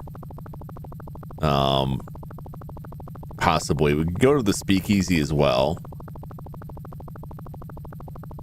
Let's do the speakeasy. Have you read that new book by Carl Sandburg? It's Abraham Lincoln, The Prairie Years. No, it's Julie Brown. Actually, Oh, that's right. it's the We first don't 2 have money. volumes of a 6-volume biography, and I find it quite stimulating reading. Thanks for traveling with us, madam. Have a pleasant day.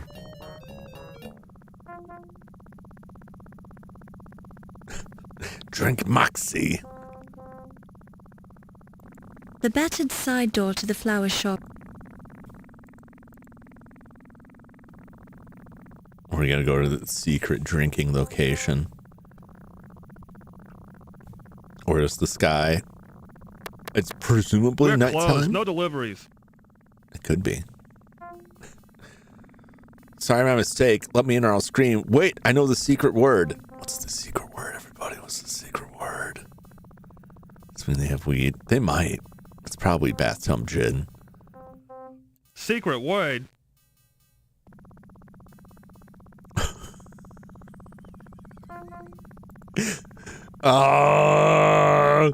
What's the word?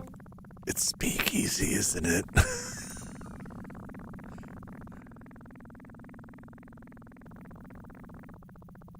Rosebud.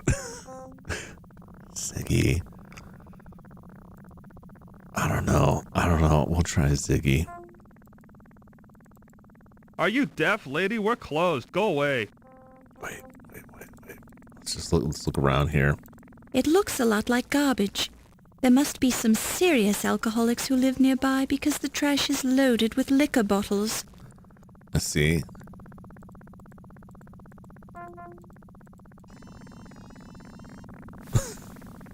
Oh my god, there's like a car crash happening somewhere. Okay, we'll come back to this. It's locked. Yeah, they're closed. Let's go to the museum.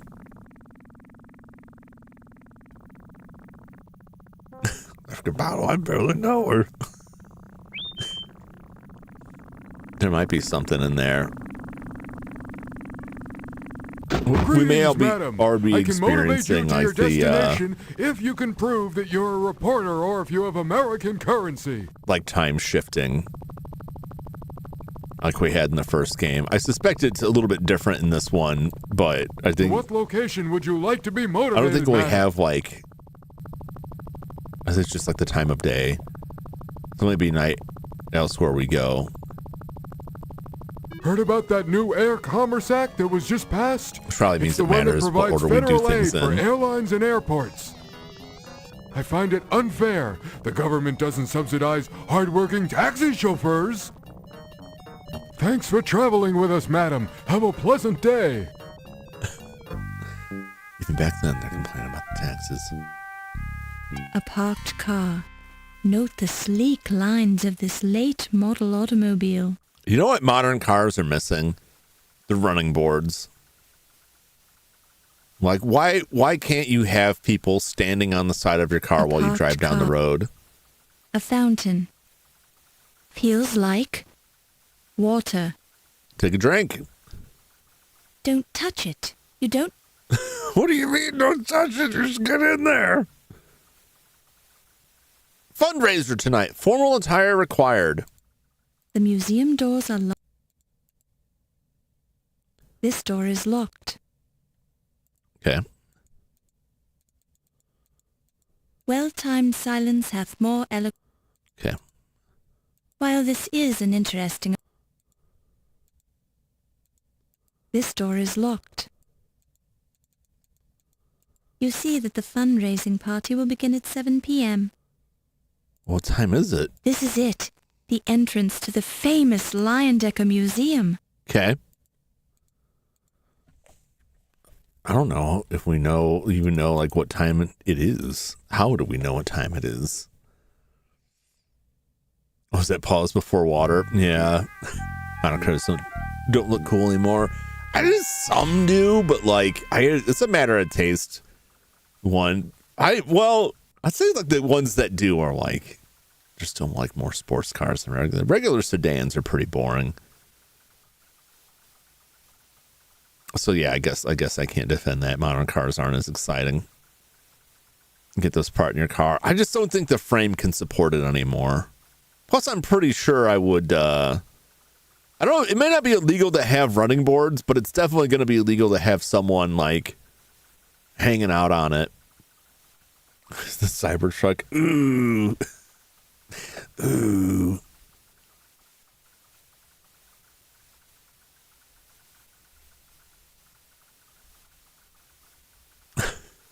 I see those a lot around, like more than I really want to. I also don't understand, like, I don't think I live close enough to like. This is the taxi that brought you here. Like big money for people to have those vehicles, but I don't know. I don't think you can even buy one in this state. Like, by which mean you have to go out. I don't know. I don't know much about it. That's the whole sales thing is weird. Cars very much like, different shapes, even interesting paint jobs. Yeah. I mean, there was some like, some decent. Well, no, there's not even that. You remember like the Prowler, the Dodge Prowler, had this like particular purple paint job. Do you remember there was a show called, I think it was called Viper? I know it's probably been like a year since I talked about this show that was like made, like backed by, I want to say it was GM backed it. Yeah. Viper is an American action adventure television series about a special United States task force set up by the federal government to fight crime in the fictional city of Metro City, California. Perpetually under siege from one crime wave after another, the weapon used by this task force is an urban assault vehicle that masquerades as a Dodge Viper RT10 Roadster, and coupe later, the Viper GTS. It takes place in the near future. Primary brand of vehicles driven in the show are Chrysler, subsidy companies. It was mostly like funded by Chrysler. Viper Defender Star Car was designed by Chrysler Corporation. Exterior design of the car was produced by Chrysler stylist Steve Farino, and it had like fancy CG effects, and the car would like transform.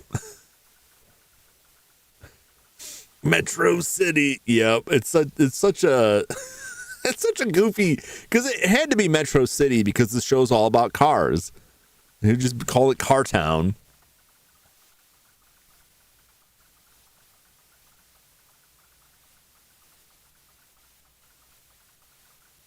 Okay, that Prowler at the time was sick. Yeah, they're pretty neat, but like getting that paint, like it's like a guarded secret to get like the paint mix for that. But it's got to be expensive if you need like paint repairs on that. You can't just go buy a pen. All right. I guess we gotta go. I don't know what time it is. Can I ask? Questions are a burden. Okay. I can't ask him questions. There's no. I just gotta watch the skies. It's dark out. Greetings, madam. I can motivate you to your destination if you can prove that you're a reporter or if you have American currency.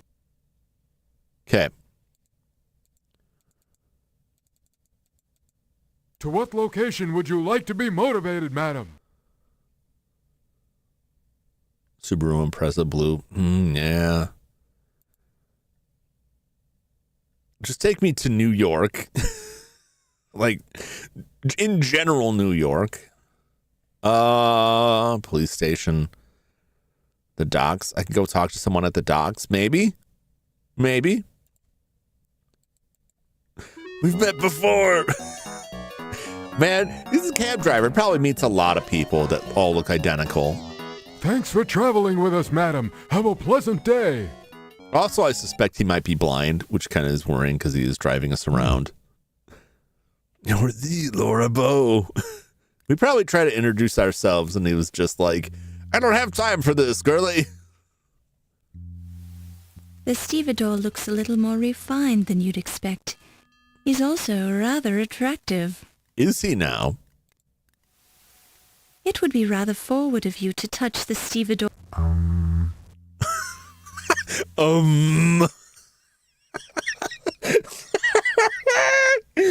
I love that that's his reaction.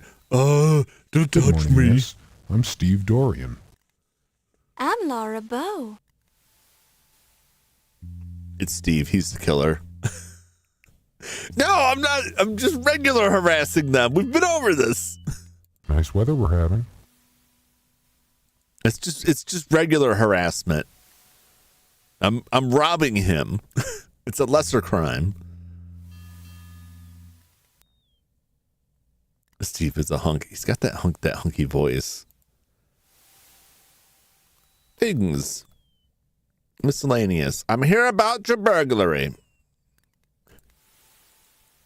I don't know anything about that. Sorry. Okay.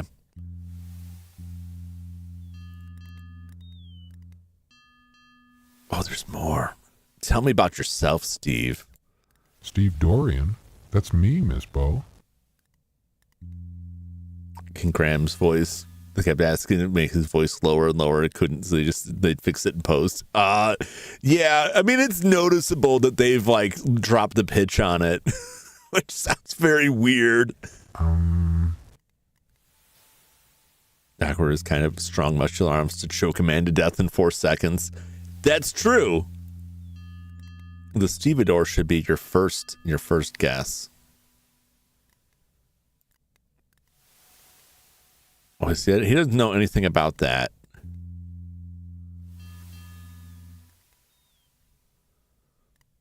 People.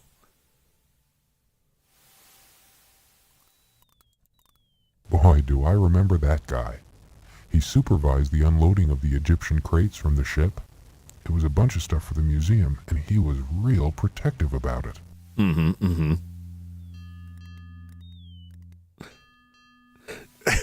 That's funny, J Money. It was fine the first time. I think it probably bonked your second message because you mentioned YouTube. And it's like, oh no. What's up, Glitch? How you doing? We're just finagling with this hunky stevedore here. Trying to get some mysteries solved. Mr. Carrington came in on the Andrea Doria. I remember because he had the heaviest steamer trunk I've ever lifted. And it smelled funny, too. That's the dead Gave body. Me a big tip. Then that rich lady picked him up in a taxi. He called her the Countess Waldorf Carlton. I see.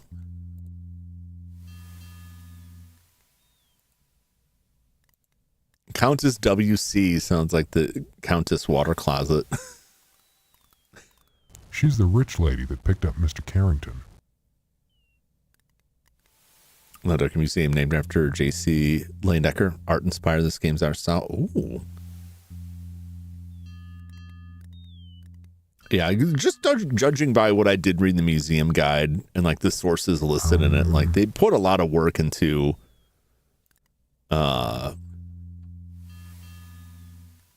like research and grabbing stuff from the period, which I think is pretty good, pretty cool. We'll see how much it stands out. Got to admit that by the time they made ports, I guess that rules out Mr. Stevedore. I mean, he could have been on the boat too. He could have been like transferring over from another stevedore position. We don't know. Does he know anybody else? Do you know my dad? Do you know my dad? Did you just sneeze or something? Hey, did you hear about Admiral Byrd? He just made the first successful flight over the North Pole. What a guy. Cool. Okay, so...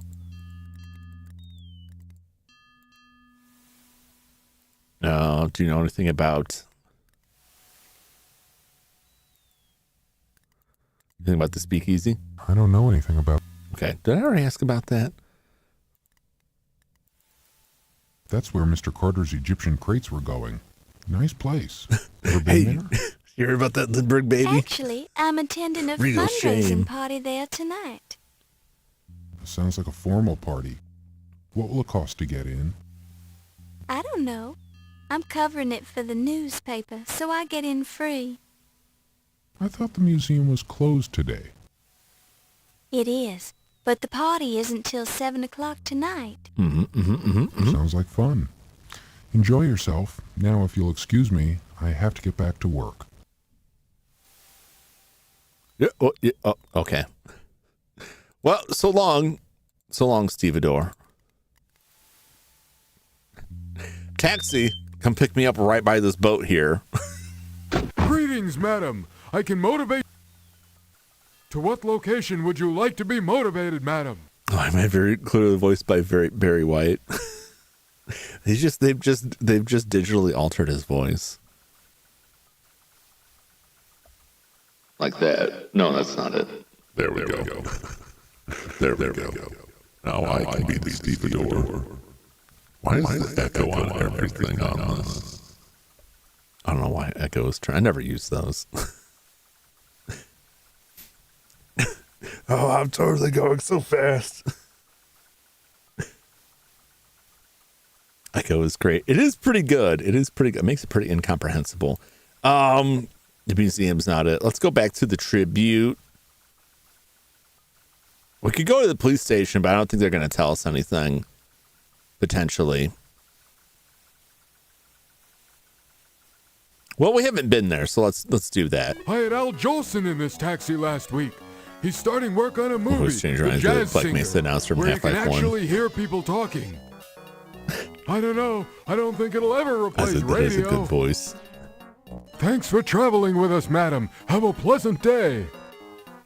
Thank you, Rocco. Oh boy! There's a hobo over there. Do.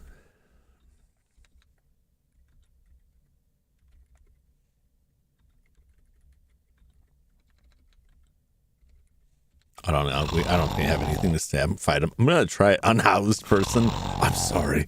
You're correct.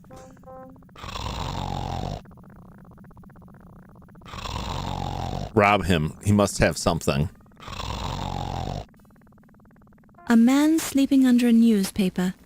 Judging by the strong smell of alcohol, you deem it wise not to light a match in his presence. You know, if he's cold, you just set him on fire and he'll never be cold again.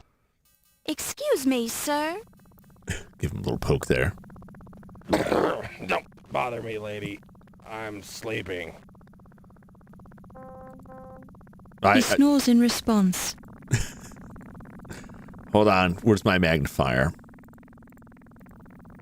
Upon close inspection, you... Okay. I guess not. Taxi life, the nomenclature is hobo. It just depends. Like, what is his work motivation? Why is he out of work? Is he traveling to seek work? Because I believe that would be a tramp. I think he's, or that would be a hobo. I think a tramp is the one that doesn't work. Well, a bum doesn't work. Doesn't try to work. Poor lions. Yeah, they don't look, A proud stone lion with a lamp on his head. The fact that he's looking west may indicate that he enjoys watching the colors of the sunset each day. It's a statue. Or maybe not. Laura. He doesn't enjoy anything because it's a statue.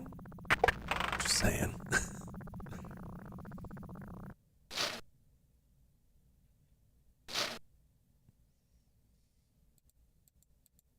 That's not the... Please remember, as of June 15th, 1924, all Indians are now full citizens of the USA. Please respect their rights and privileges. Thank you. Wow, that's very recent to the story.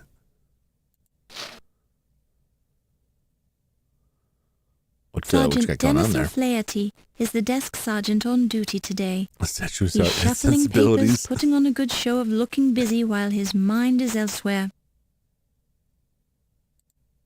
What do you mean? We let them be citizens of the land that we, mostly stole from them. Like what a bargain, right? What a deal. Tramp is a homeless person who travels from place to place on foot. Hobo was a person who traveled place to place in search of work, often stowing away aboard freight trains. Bum refuses to work. Yeah, so the bum's the one that just doesn't want to work. Tramps travel on foot and hobos usually ride on train. That's correct. Streamers are bums. Not all of them. A lot of them are working.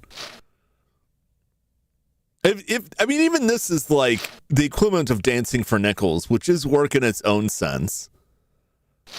Now, if I just don't stream and I just put a donation link and I'm like, give me money, I'm not going to do anything. I'm not going to be here, but put some money in my pockets. You call me a bum. Just waiting to figure out the whole casino loophole. Yeah, a couple decades, they'll be right on their feet.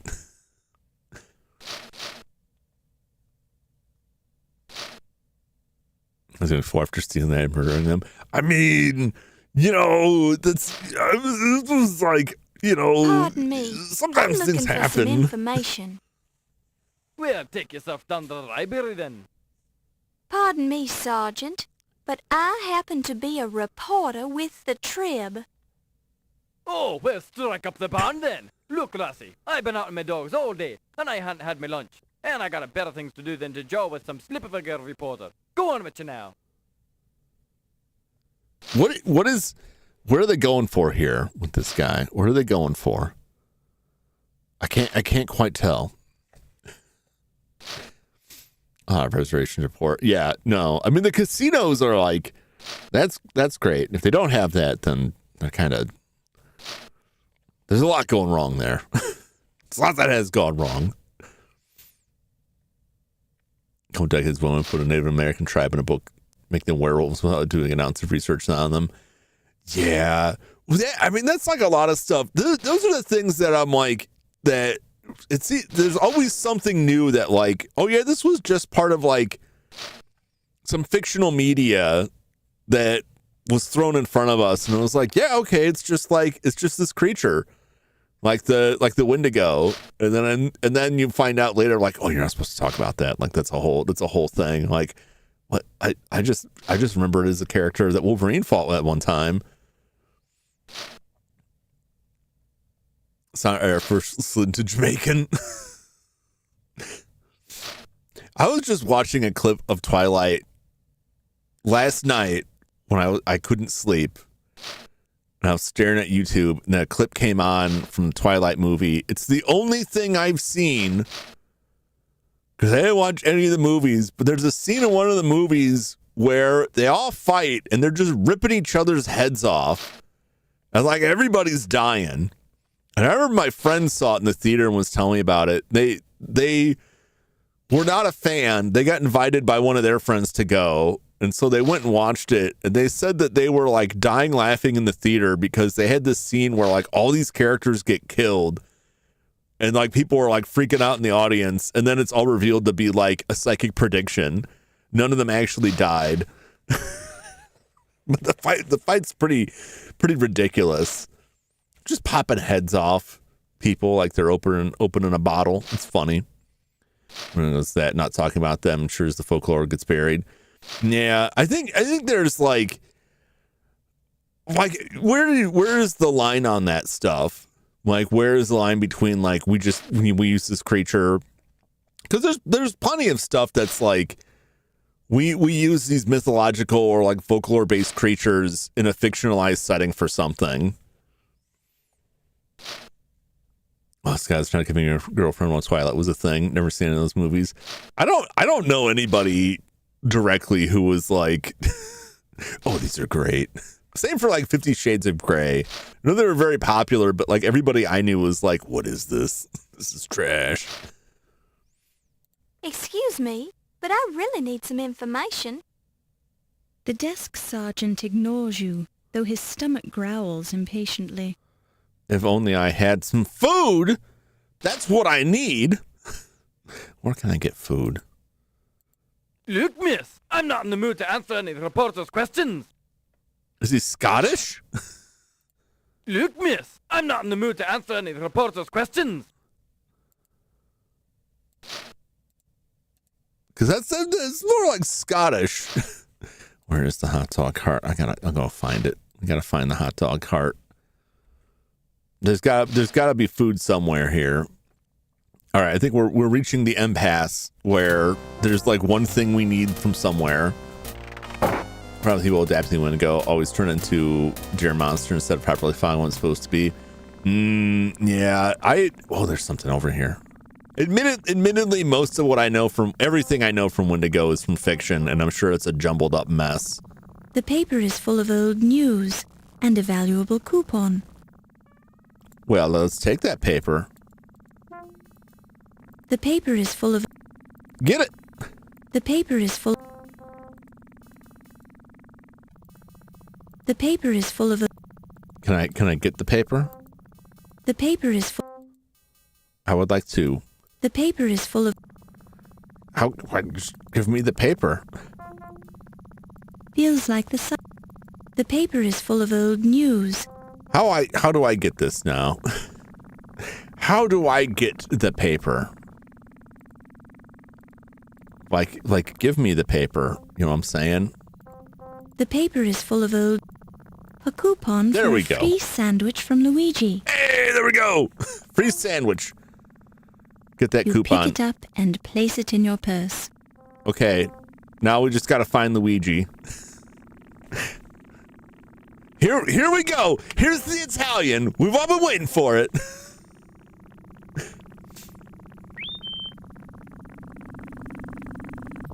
Greetings, madam. I can motivate you to your destination if you can prove that you're a reporter or if you have American currency.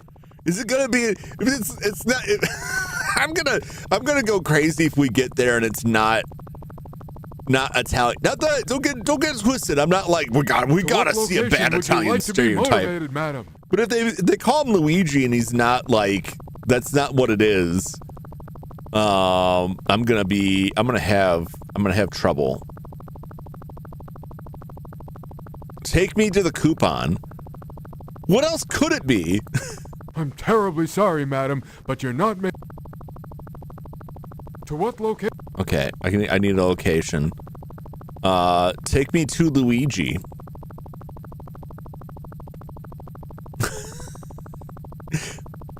Damn it, I don't know how to get to Luigi.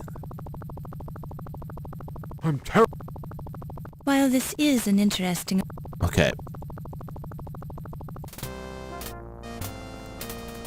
All right, let's look at it. Let's get that bag there. Let's eyeball the a coupon. newspaper coupon for a free sandwich from Luigi, the sandwich vendor. Okay. A magnifying glass. The coupon appears to be printed on yellowed newsprint. How do I go to there? I gotta ask somebody about Luigi. Who do I ask about Luigi? Where are you, Luigi? I'll start stopping the audio, like their voices. Yeah, definitely. Like, it's something that is very noticeable in older games. Still sometimes in newer games, but older games, like, there's no balancing between people's voices. Like, they definitely don't normalize the audio between the voices. So some of them will be very soft, and some of them will be rather loud. Even at the time, like, audio capabilities were not amazing on hardware. But they definitely didn't. There's not like a ton of processing done on the voice work either, as far as like cleaning the stuff up.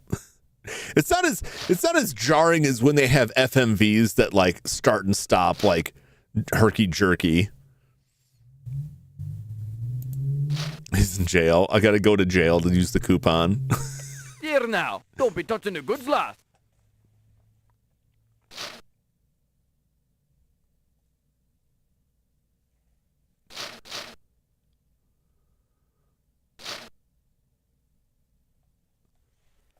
Mario was missing. I believe I played that game. I'm pretty sure I rented that game. Here's a coupon good for a free sandwich. Sorry, miss. If I weren't on duty, this would come in handy. Okay, can I ask you about the coupon? Look, miss. Damn it. The beautiful Where do I need to go? I need to go somewhere to find out where this is. Maybe I go back to the newspaper and he'll tell me. Where can I find Luigi?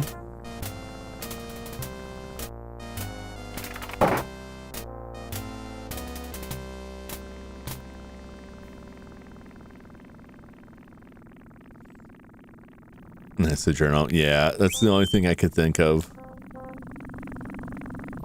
Greetings, madam. Those low I fat can motivate chips. you to your destination You'll soon if find you out. can prove that you're a reporter or...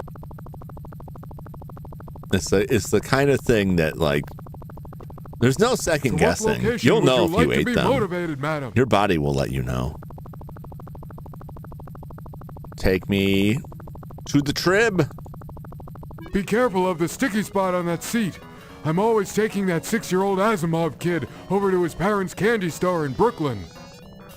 He likes to read science fiction pulps and Isaac lick lollipops Asimov. in the back seat. Intelligent kid, but kind of messy. Isaac. Thanks for traveling with us, madam. The implication Have a that pleasant Isaac day. Asimov was a terrible slob that just left what we hope is Oh my God! It's Luigi! Listen to the music. You know it's him. He's gonna go over there. He's gonna be like bibbity bobbity. I swear to a God. man selling corned beef sandwiches from a cart. That's good because we got a Scotch-Irish individual.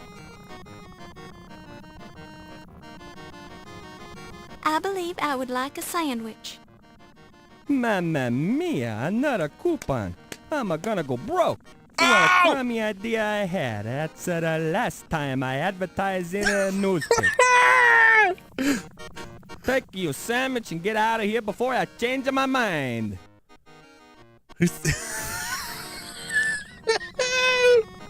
Oh man! Mamma mia! Taking a sandwich. Oh boy! You pick it up and place it in your purse. Best place for a sandwich.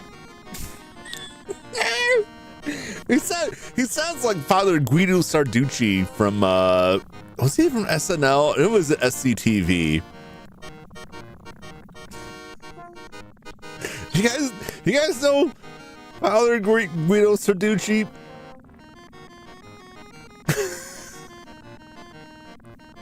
Let's find. He was on SNL. Here's a.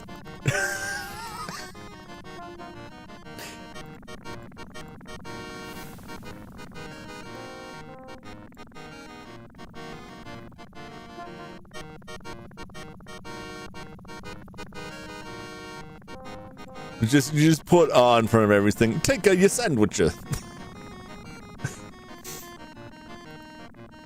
trying to touch and magnify him. I didn't hear what he says. Oh, I'm not going anywhere just yet. We gotta. I can't save out here. Can I not save out here? I can't.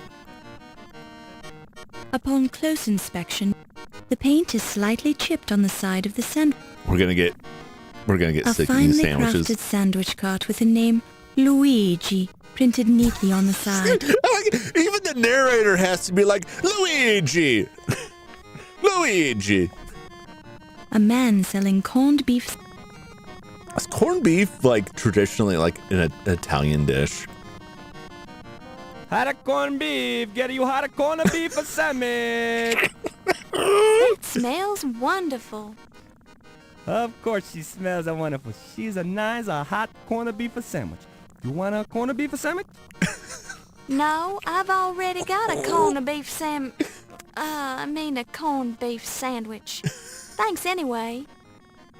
Okay, hey, get you hot a corned beef sandwich here. Corned beef sandwich. This things look like, I think those are vent stacks. Vents coming up from like this is set in back, so these are like chimney stacks. Hot a corned beef. I just love the way that smells. I could stand here all day and not get tired of it. Lady, you want to smell a corned beef, you gotta buy a sandwich. You want to buy a corned beef or not? No, thank you. I would like to buy corned beef. Smelling. Then stand somewhere else. You are blocking the customers. Hot a corned beef sandwich here. This is Jeremy, you're dirty mind. You have a pulled beef sandwich tonight. Silas, you're in the city. How prevalent are corned beef sandwich cards in this modern era?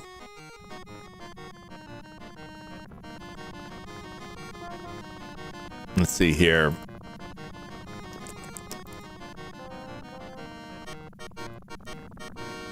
Let's ask him about the corned beef sandwich. It's a nice, fresh, hot corned beef sandwich. You were asked for it, you will eat it. Oh, tell me what to do. Hot dog cards, nut cards, halal cards. My cats once. Is that the deli? We don't have many delis around here. Like a good deli sandwich. All right, who are we gonna ask about here? Does this guy know Ziggy? Does this guy know the speakeasy? Is he gonna tell us about the speakeasy? Sorry, lady, never been there. You want a sandwich or not? Hot corned beef sandwich. Is Luigi in here? No, Luigi's not in here. I would like to ask about Luigi. I never met a guy. I'm too busy to meet people. I gotta sell these sandwiches. Corned beef sandwiches. It's beautiful. You know, a pizza place. Home baked by Luigi. I met Luigi. You met the Luigi. Did you get the pizza pie? A famous delicatessen. I don't know nothing about what's. I don't know anything about what's anywhere. I don't even know what is in the town that I live in. Sometimes I had an old coworker come into town the other day. He's like, we should get lunch. I'm like, sure. He's like, where do you want to eat? I'm like, man, I don't eat anywhere. Greetings, madam. I don't know can what's around. I don't know motivate you what's to your still open destination here. If you can prove that you're a reporter or if you have American currency. There was one restaurant in town that I went to on the regular, To what and location they shut would you down. like to be motivated, and I madam? haven't gone anywhere else. It's too expensive now. It's too expensive. Having the fish place. I always get that stuff delivered. I never go there to eat. That place in particular, that's in the downtown area where parking is an absolute nightmare. And so, like, I'll never go to eat there. I'll never actually eat at that place. There's a new buffet that opened, but it wasn't really like a buffet type of meeting. All right, beans, rice, chicken pretty soon. That's pretty good. That's pretty good. It's pizza once. The biggest slice I've ever seen in my life. Fun part of going to a nice business named after someone is meeting the person the place is named after. I've only been in one place like that, and that was where I had like the burger that was a burger with a hash brown and bacon and a fried egg, and it was so good. Everything they had there was so good. And it was the owners were there, and it was named after her, and they like, man, that place was amazing. The place was amazing. They closed it down, went back to just catering. I tried to get catered from them, but I couldn't get it together. I heard someone say they opened another place elsewhere. I don't think that's true. I think they're lying to me.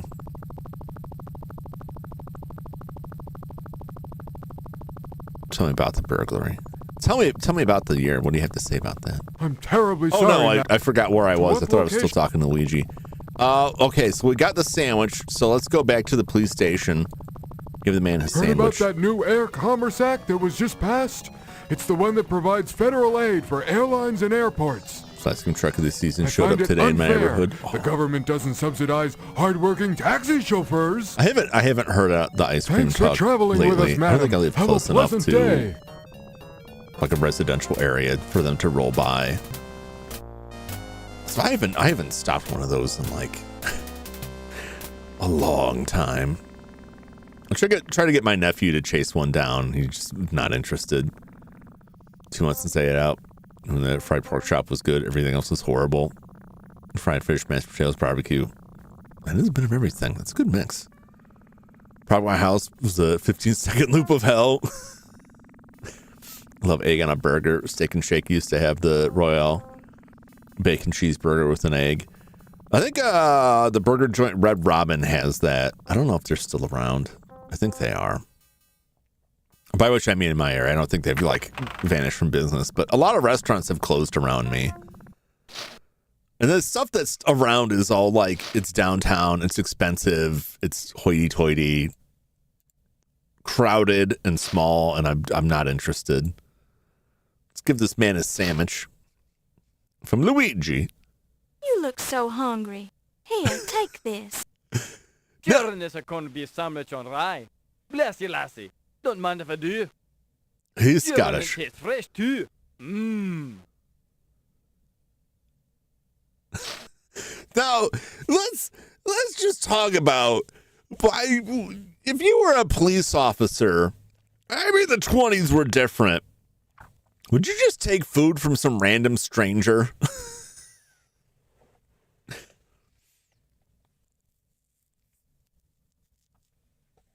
Pizza Hut. How was it? I haven't had Pizza Hut in ages. Is there Pizza Hut? Well, I grew up with like the Pizza Hut, like the book it thing, and my dad would take us there. Well, and then Ninja Turtles went for their first wave when they first hit the scene, and all kids were hyped on pizza. We were definitely those kids, and like that is such like a specific, irreplaceable memory of like eating inside the Pizza Hut at that time. Now, I keep hearing that they're going to bring that back, but I don't think I'll see it close enough to get to. So susceptible children go to the stranger in the ice cream truck. Yeah, but I think there's like you going to a stranger to buy food entails some risk, right? But like you could track down that ice cream truck, man. Like there's like the social contract structure of that. Like he's got a truck. Surely he's trustworthy. I'm sure plenty of kids got poisoned, but well, they're probably not. Probably didn't, but they could have. But the flip side of that is if a kid rolled up to the ice cream truck and handed a meat sandwich to the guy in the ice cream truck, like, you look hungry, I got a sandwich for you. I wouldn't eat that.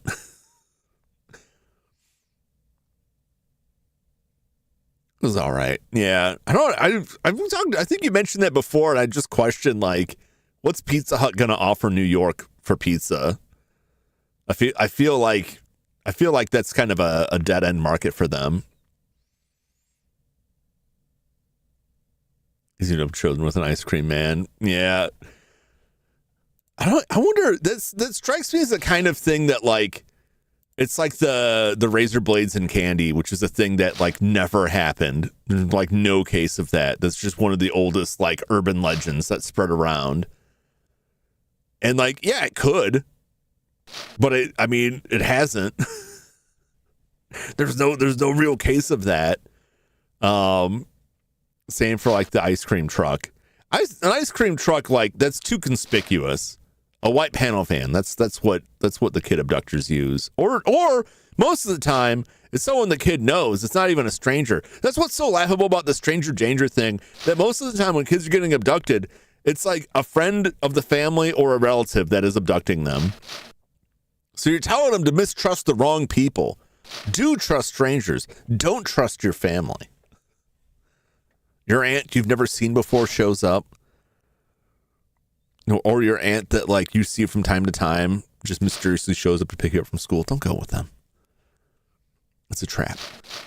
You're going to travel across state lines. You'll never see the rest of your family again. Don't trust your family. Yeah. Never trust the family. Most people who are murdered by a loved one. By someone close to them. I don't actually know if that's true. I could have just made that up. The point is, strangers are fine. Don't take this advice, for liability purposes. I can't offer you any, like, real actual advice. But I'm just saying, trusting strangers is good. Trusting family members, friends and family, don't trust them. Don't take food from them. Take food from strangers, though. Wait, I think I just completely reversed my stance on the food thing. That's because it's by someone they know. Yep. My mom called the cops, found some of my candy. What did you find in your candy? I have doubts. I know I always feel a little better after I've had something to eat. What's up, Bree? How's it going? Miss. Now, what was it you were wanting to ask me?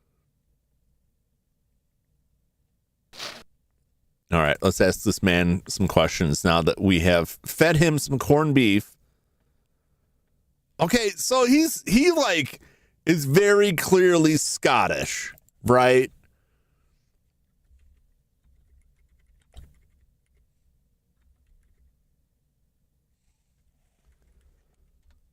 I mean, it could be both.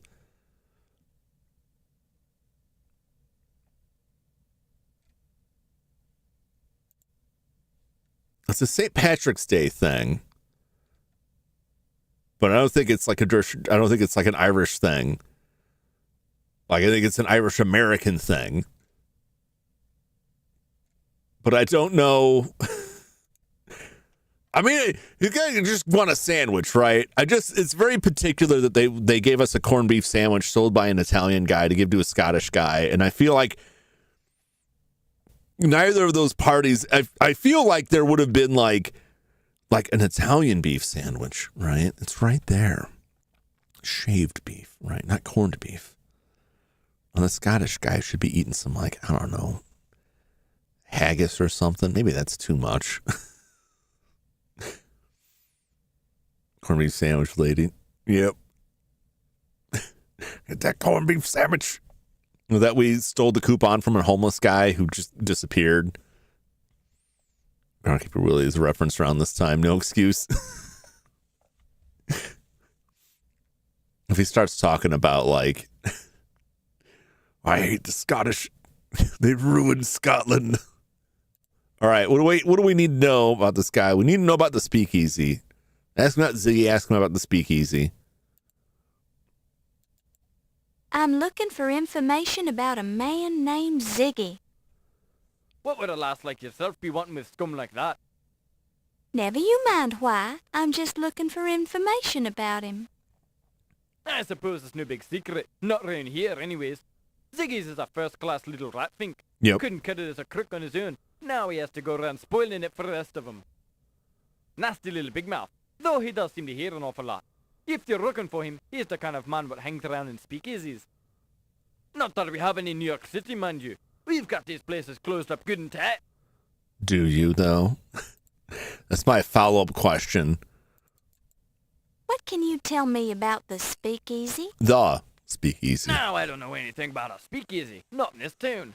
We run a clean city here. But there are some nice places where a lady like yourself can sit and relax and enjoy a bit of the high life, if you know what I'm saying. Of course, some of these places are restricted, don't you know? So you'll have to be giving them the right signs so they know you're okay.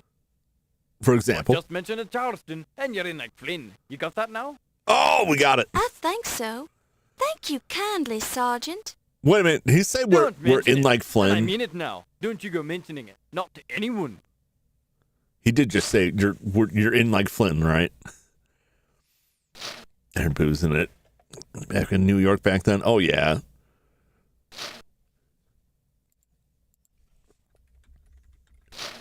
What is the origin of this? All right. Having quickly or easily achieved a goal.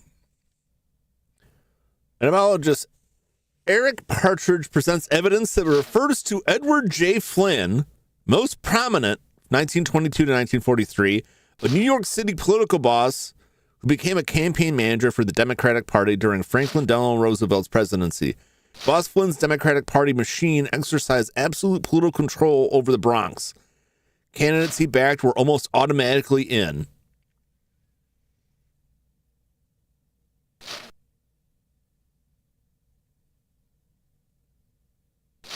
All right. I thought it was a newer phrase. Like Flynn in the 20s. Yeah. Apparently so. Apparently, in like Flynn refers to political corruption. Doing pretty good. Next game, Ben. Next game I play Paul in a 4-way tie. Ooh. Are you gonna break the tie, or are you gonna go elsewhere? What are your games, Reeb? What are the games listed? What else we got? Just, do you know my dad? We can ask about Steve and then find out Steve is like the most prolific serial killer this side of the Atlantic. Do you know the Countess Lavinia Waldorf Carlton? She's a very well-to-do lady and one of our finest upstanding citizens. Never had a chance to meet her personally, understand. Okay.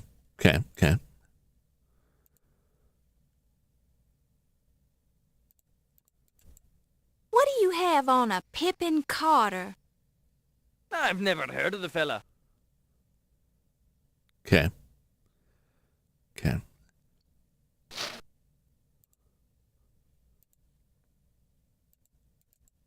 What do you know of an Archibald Carrington Pippin Carter. III? That is what it sounded like.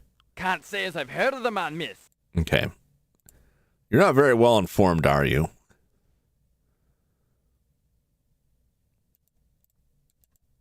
Is there any information you can give me about Sam Augustini, editor of the... Hoot man, he's a good law-abiding citizen. Hootsman! It's so over the top. Tell me about Do yourself. you know anything about a Detective O'Reilly? Oh, no, that's not him. He's I should hope to tell, miss. What with him being the detective on duty here today? the sergeant, His not the office is detective. right over there if you're wanting to talk to him. Oh, maybe I will. Why isn't this guy's name in here? I guess he doesn't have anything to say about himself. Do you have any record of a... Oh, go on with you. You're pulling my leg on that one. There's no such man, is there now? Yeah, the guy's serious. the guy's name sounds so Well, obviously I've fake. seriously never heard of the man. Crodfather T. Rhubarb, a.k.a. Rube. What can you tell me about low fat? Well, it usually doesn't taste as good as the fattening stuff. I'm referring to a person. Oh, well, then I'm afraid I can't give you any... They set me up. Final Fantasy VII. Is it the original or the remake? The Last Faith, Kami HD, Ace Attorney trilogy. Those are all solid picks.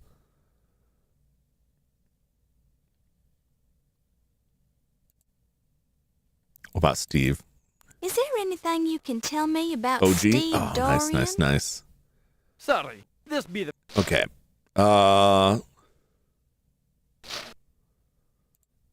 might as well ask him about the burglary. What can you tell me about the burglary? I'm not covering that case, miss. Why not ask? Okay. The door to a private... All right, let's go talk to the detective.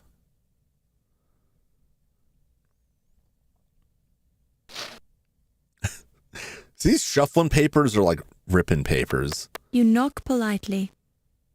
You hear the muffled response. Come in. Very good, very good, very good. Sure and begorra, I'm Detective O'Reilly. What would you be wanting then, lass? I'm Laura Bowe from the New York Daily Register News Tribune. Boy, they're just covering all their Looking into bases the here. burglary at the Lion-Decker Museum, and I understand you're handling the case. Would it be possible for me to look at your report? You can't be a reporter, lass. You're a girl. The Trib only hires men. I am a reporter, sir. Gosh. And you Can can you tell check he's with my Irish? editor, Sam I don't know, he Augustine, might if be. you don't believe me. I thought that Crodfeather guy was going to be writing the robbery article. Crowdfather He's definitely was trying to be trying Irish, but but the I don't believe he story actually is mine Irish. now. Can I see that report, please? It's very technical, lass. I don't think you'll be learning much from it. Thank you for your concern, Detective, but I'd like to be the judge of that. You're a determined girl. I'll say that much Why is for the you. music louder Have a when he's look. talking? The file on the Lion-Decker Museum burglary is nothing more than a single handwritten page. It mentions only one stolen object, the Dagger of Amon-Ra. The burglar or burglars left no fingerprints or other clues. Their method of access to the museum is unknown. They said the In thing. summary, the police are baffled about the burglary at the museum at this point. Yeah. Some parts of the report seem vague. The report is signed by Detective Ryan Hanrahan O'Reilly. There's only Oh, one it's page to Hanrahan. this report. Where's the rest of it? That's all of it right now. It's rather vague, isn't it? Good police work takes time, and I'm a very busy man. I haven't had time to follow up on the burglary. So what if a museum loses a knife? There are people being murdered left and right in this city, dropping Really? like flies. Cars are being stolen, booze is being smuggled into speakeasies. Pedestrians are being mugged, firebugs are burning down half the city, they're running out of grapes at the corner market, and I've got a headache. And you know who gets to investigate all the crimes in this district? Me! So I don't need any nosy reporters hanging around telling me my reports are vague, girly. Well, excuse me. Damn. Talk to the desk sergeant if you have any more questions. I haven't got time for you right now. Jeez. All right, well that was what was that? It's getting voice acting in some modern games. I'm trying. The mixing is off, but that's always the case with these.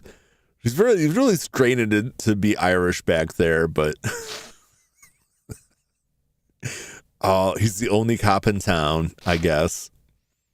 Should you, if you're a police officer, should you really be telling someone that's visiting your town, like, oh, people are dying all over the place, the city's on fire, it's just hell here? I don't feel like you don't want to tell a reporter that. Which one would you pick? I don't know. I'm partial to Final Fantasy VII myself. It would be a toss-up between that and Ace Attorney. Because it just depends on how much time you want to put into it. I love the you know, an RPG like any day of the week. But I don't play as many of them as I want because they're just like the time sink is too much. Dun, dun, dun, dun. Well, he said he didn't, like, this guy said he didn't know Bupkis, so we can get into the speakeasy now. Can I get out of here? Thank you. I'd like to leave. I would like to go now. Oh my gosh, why is she? If I go right, she just goes right. If I go left, If I try to go down, she was walking like in a weird angle there. I don't know if I'm having trouble elucidating that. She won't go where I tell her to go. Stuck here forever. It wouldn't surprise me.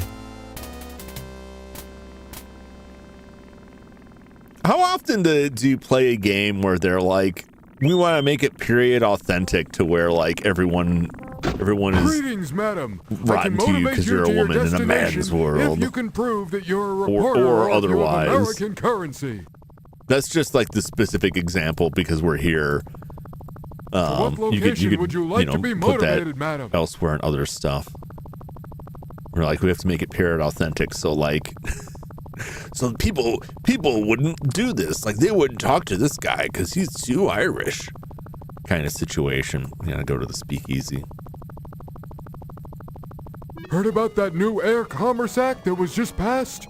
I find it thanks for trying. Yeah, I heard all about it. Thank you.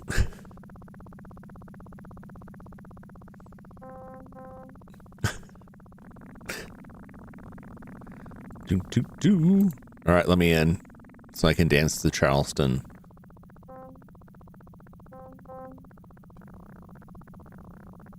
This feels like a rough part of... It feels like garbage. Now... I got garbage smell on my fingers. We're closed. No deliveries.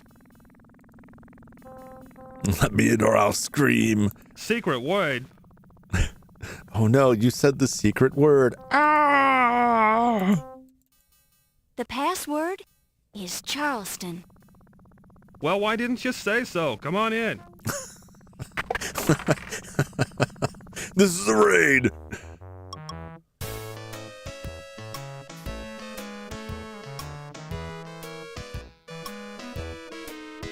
Yeah. This place is something. Wow, he's going like absolutely insane up there. We got like the white Stevie Wonder on the piano.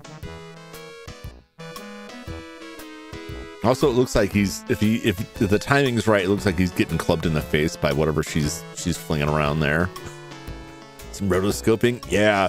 It's really interesting because like the first game was just like pretty, straightforward animation, and it's a cool precursor to the later Sierra Phantasmagoria, where it was just like we just filmed people and then made animation out of the still frames of filming people walking around.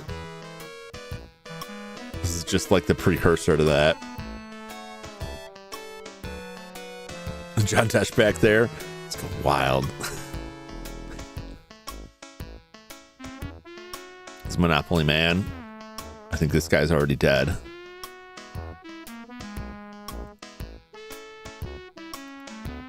Pardon me, sir. Are you Ziggy? Who sent you? Oh my god! Wow! Oh no! I don't know. Whoa! Let's maybe don't talk to this guy. Wow! Whoa! I'm gonna need a stiff drink for this. Godfather, oh my god! He's an old pal of mine. What you wanna know? Oh, that's Peter Lorre. I mean, that's not actually him, but they're doing the voice. The Peter Lorre voice is pretty good. Apparently, an older build Ziggy wasn't as twitchy in his facial sprite. Too much bathtub gin.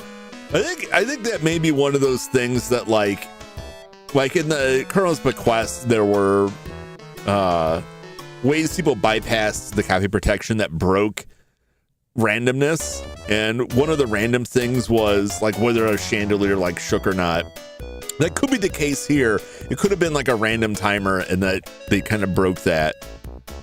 It's possible. They may have been more sophisticated. It's weird. It's weird to me that like the first game on GOG still had the copy protection, but this version didn't.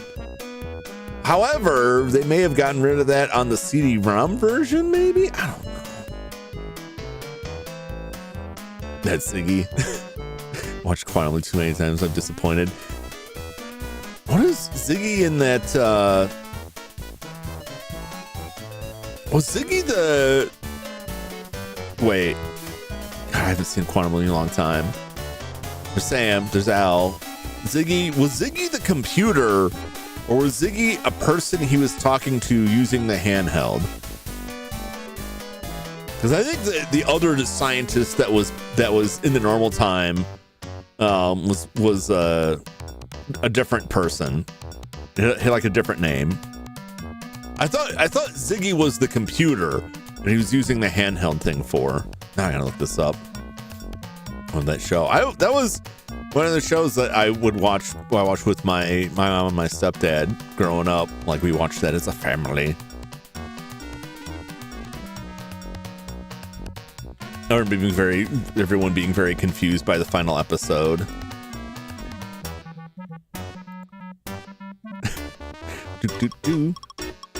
Ziggy, voiced by Deborah Pratt. Supercomputer Sam designed to run Project Quantum Leap. The computer has a feminine personality and a massive ego. The latter features an accomplishment Sam is particularly proud of, as it makes Ziggy much more than a simple number crunching machine. During episodes, it is suggested that Ziggy is the computer's operator, but when Sam speaks to Ziggy directly, it shows that Ziggy is a self-operating computer who is capable of recognizing and expressing human emotions.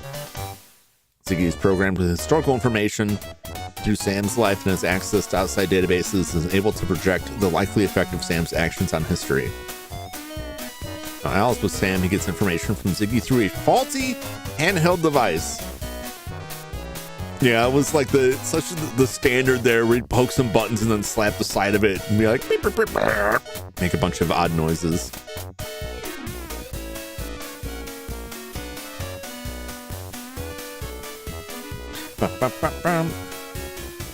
Gushy was the other doctor that they would talk to, like off scene.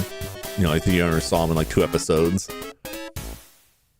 But the Flapper sings a song if you click on her. Oh.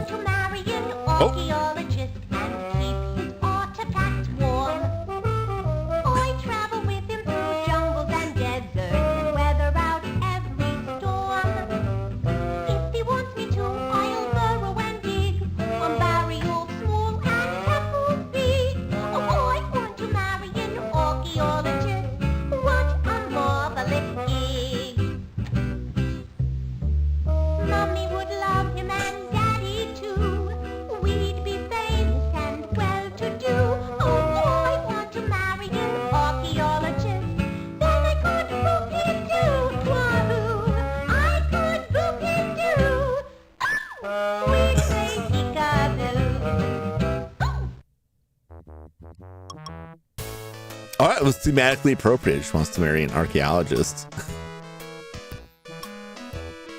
Have you read that new novel by Ernest Hemingway? You mean The Sun Also Rises, his novel of post-war disillusion? Of course. Ernie and me go way back.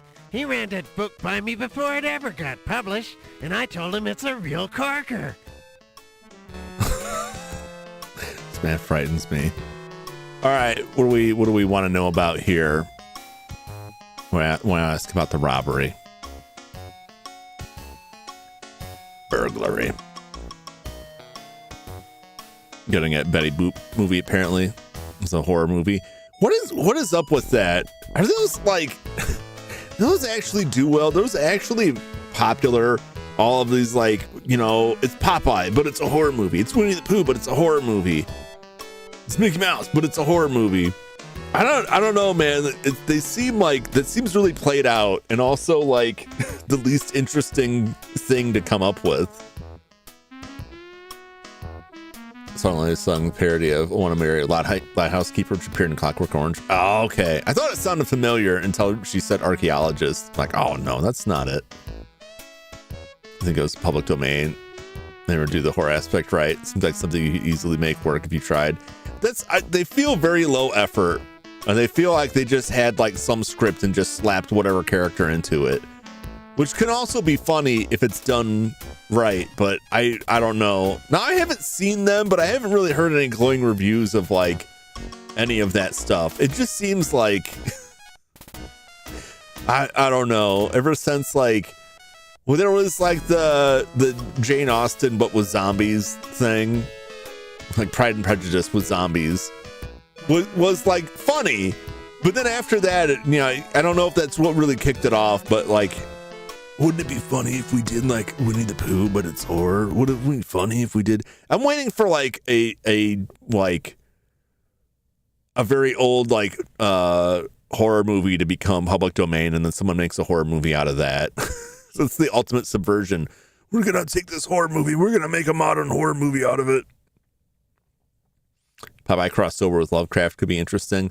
Well, the funny thing with Popeye is that the bits of Popeye, what most people recognize about Popeye, like the spinach eating and all of that, comes from a later strip that stuff is not public domain.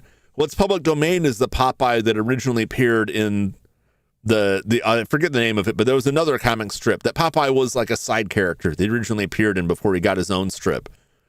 So the only thing they have on there, I think, is that he's a sailor. And anything else they could get dinged for. So I don't know what they're really going to do with that. But I guess it also depends on who wants to sue over that. Awful Thought remaking Gone with the Wind. Make sure it doesn't go in the public domain eventually. Oh, it's still what, even if they remade it, like you could argue that it's all that stuff, all the modern age has taught anyone who's paying attention in terms of like copyright law is the only thing that matters is who has money, right? That's all that really matters. If you've got money, if you just say you're using it for training data, you can just steal whatever you want and they're not going to do a thing about it. Thimble Theater. Yeah. And so like that's public domain, but I don't think the Popeye stuff is. But everything I'm seeing, it seems like people are just going to use it anyway. It was the same with like Mickey Mouse. That the Egyptian pig it's like sticker was splitting heisted hairs. from the museum. Egyptian pig sticker. What a way to describe a priceless artifact. Okay. Well, he doesn't know nothing about that. He's the only thing about people.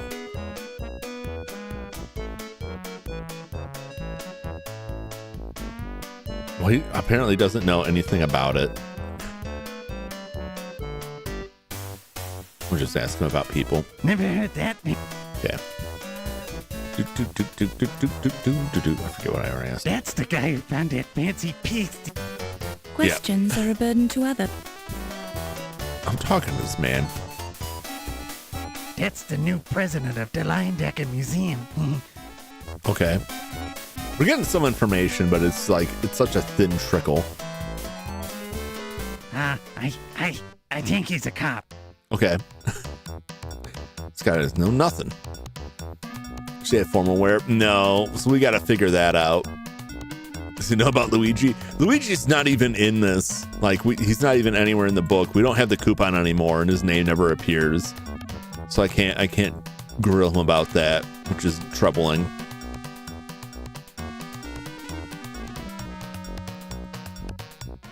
That's the guy who does my laundry. All right. Do you know my dad? I haven't been asking people about this. Never heard that. Just because I imagine like nobody's gonna know who that is. It's not Ziggy. He is Ziggy. Damn it! I keep doing it wrong. That's the Charleston. That's me. Was you wanting to make something of it? What's going on with your head, man? Do you know about Steve? Damn it! I keep hitting it in the wrong order. It's. I wish I could just click on the name and be done with it. It rings a bell. I think he works on the docks. Never went to the museum. I did go to the museum. I did, but I couldn't get in. I think it was like the wrong time, but also I need a fancy dress. Never heard that. Okay. The laundry. Do I look like an encyclopedia? Okay.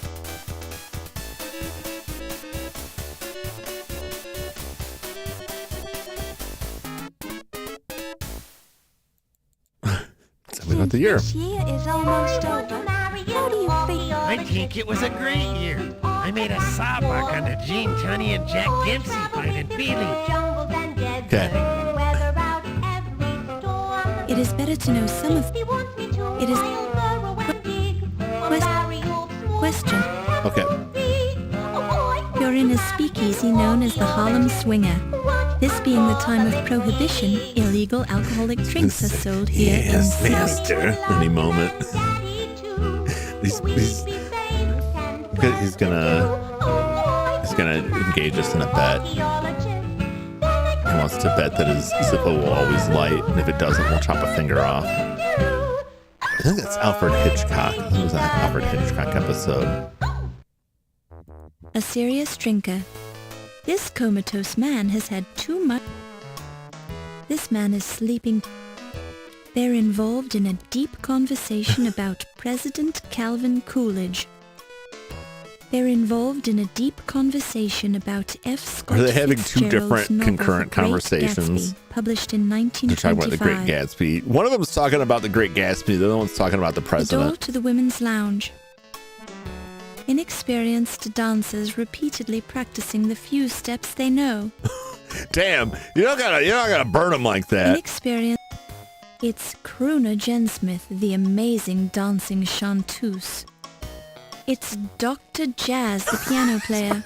This is only a temporary gig for Doc, since he normally plays with Jelly Roll Morton and his Red Hot Peppers.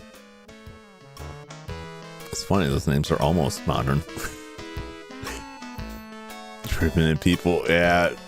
She's got some sass on her. I wonder if does this guy have a license? Did he go for piano medical school? This is only a temporary gig for Doc, since he normally plays with Jelly Roll Morton. You got a license for that piano. Can I talk to the barkeep? Yeah, you want a drink, miss? No, thank you, sir. I don't drink. Then get out!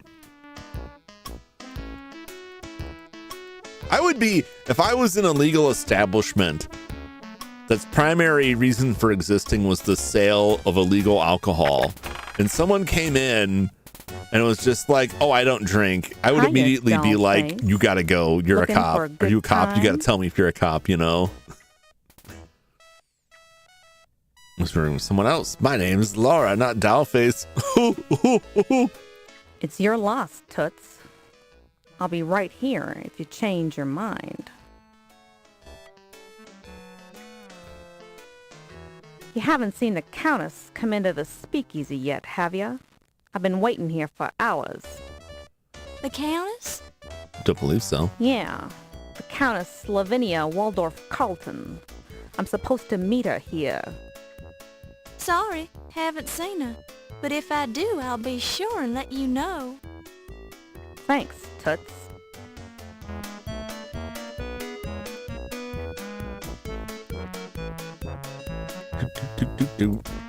Tell me about lo-fi. You have a sexy voice, Toots.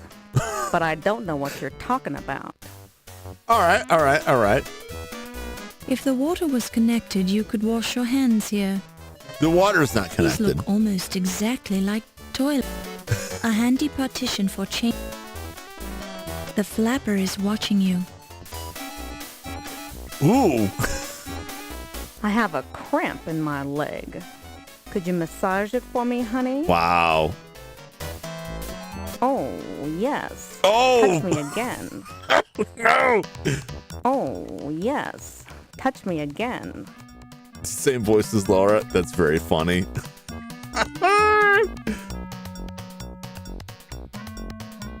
You haven't seen the Count? Yeah. Sorry. Thanks.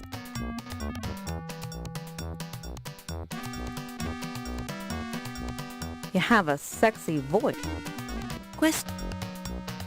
I'm not sure if she has What any are you information looking at, for us. kid? Ain't you ever seen a women's lounge before? It's an old couch. I have a cramp in my leg. I have to go. I need an adult.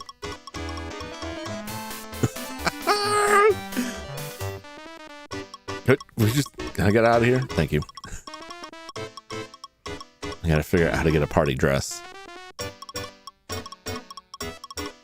This guy didn't have like nothing for us. Maybe he will later. But like, right now, I didn't have anything for us. They just ignore. And like nobody will talk to us here. It would be very rude. Okay. The dancers. All right. Let's skedaddle. We got couches and bathroom. Knowing people, I mean, I don't know. I have had it reported to me that several establishments that I worked at had couches in the ladies' room, but not the men's room.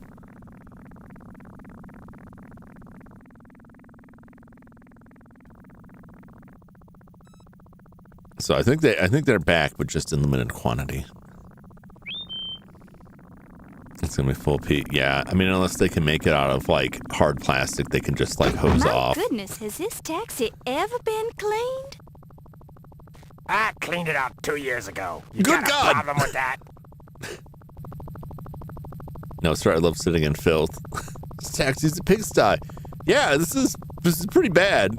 Thanks for your critique of my lifestyle, miss. Now get out of my cab. Wow, that was like a wretched. What would you do if you called, like, I guess would be an Uber now and it was just full of garbage? Yeah, I'll take you for a ride if you got the dough or if you can prove you're just a reporter. God.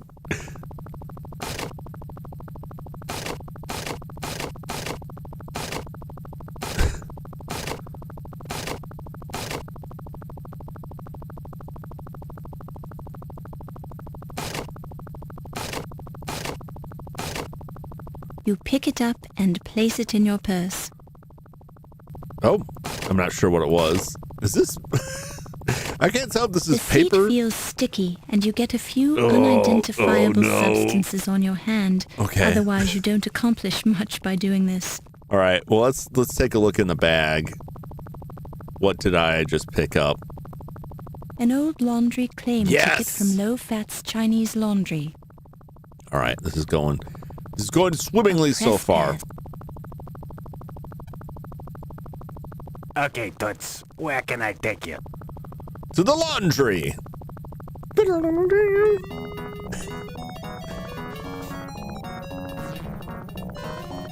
Serious, I wouldn't get in there. No, you're gonna get a disease.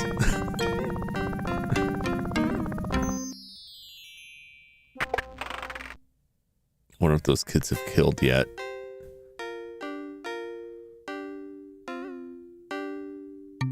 All right. I'll take the thing now, thank you.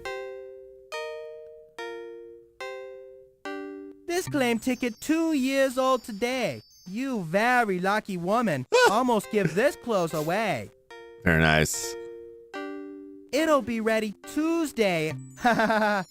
Just kidding. Ancient Chinese joke.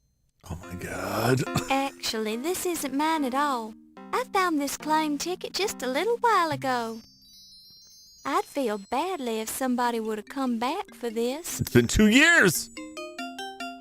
You worry for nothing. Nobody come in for 2-year-old laundry. Yeah. Lady who owned this dress probably dead by now. Oh my God. You're a strong man, Mr. Fat, but I kind of like you. Because she's a very honest, naive individual.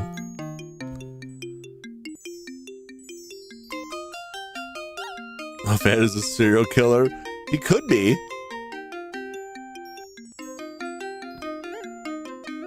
Maybe that's his terrible secret. How insane. All right.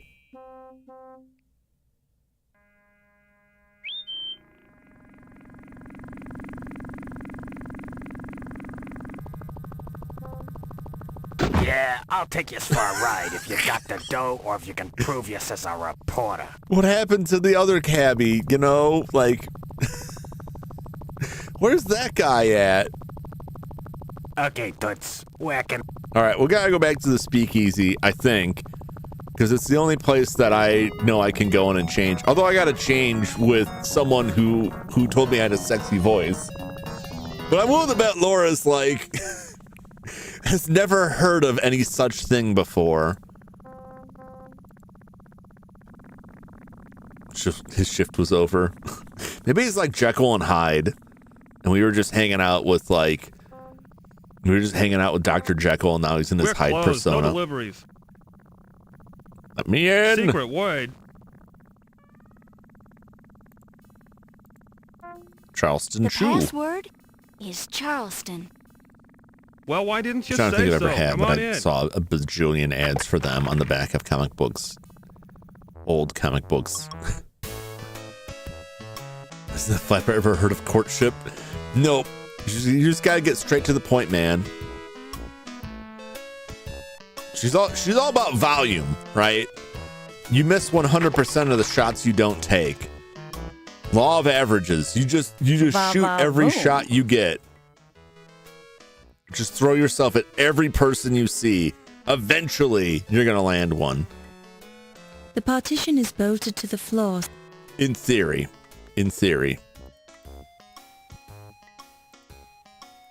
Walk over here. Now let's see if I can. Yes, there we go. Nice body. Oh yeah. Where did you get those clothes? Definitely getting an eyeful Salvation there. Army?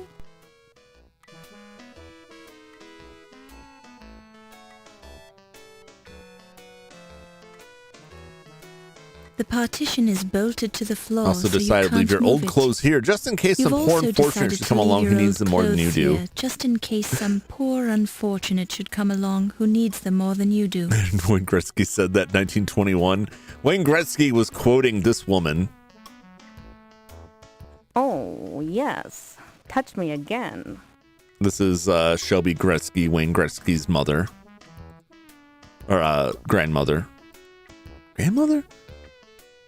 You look so cute Could be- in that could be outfit. mother. It makes me want to scream. Maybe an aunt. And alrighty. Touch me again, Wayne Gretzky. Yep. The flapper is Flapper is watching you is such an ominous thing to hear. The flapper is watching you. The flapper sees you. All right. Well, now we got our fancy party dress. It's time to put on our party dress. I'm not gonna do the rest of it. Ready for whatever she got. I mean, like, we got the password, so we can come back. We're on the case right now, but we can, Laura can come back and explore her options. She's gonna be in the city, for a long time now, so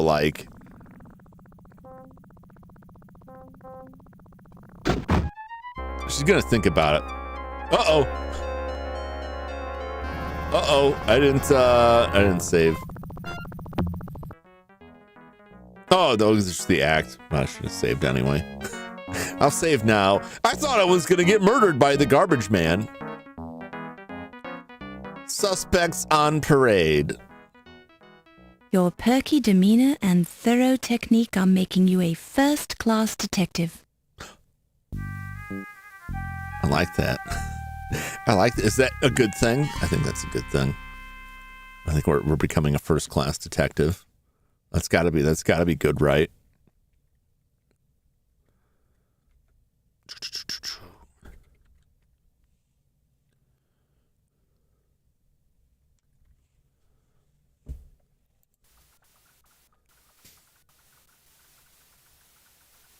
Act 2 begins.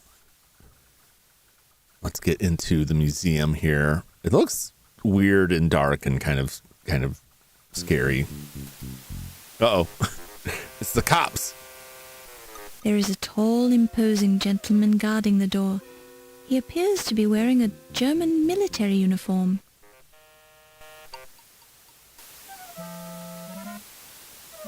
This affair is by invitation only, Fräulein. Your papers, please. Oh my God. Okay. They really are just gonna do everything. Danke, Fräulein. I'll return this pass when you are leaving. Enjoy yourselves this evening.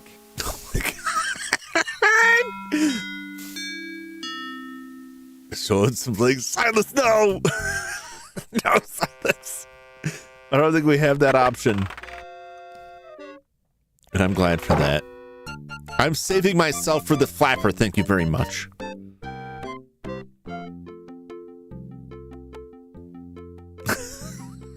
Look at this sausage party over here. This is that gif of the girl getting slapped in the face with a bunch of hot dogs.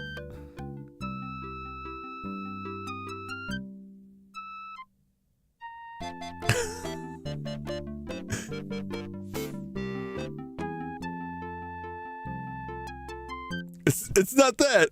You guys know what I'm talking about. It's just there's look at the ratio here. So all these dudes just hovering around. She looks like she's not having any of it. They're all just like trying to tell her about. Geez, I don't even know what their oil baronies.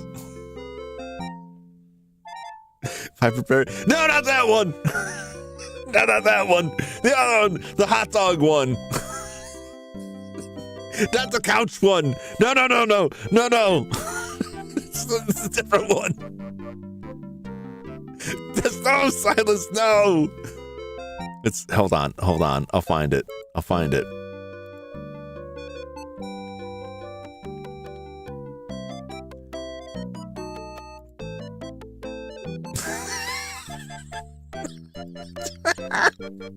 It's probably, I don't know. Maybe this is bad. You can tell me. This is gonna be another unnamed image to be floating in my OBS to be discovered at a later date and time.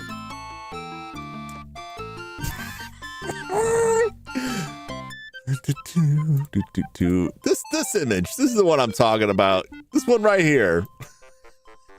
That's what's going on.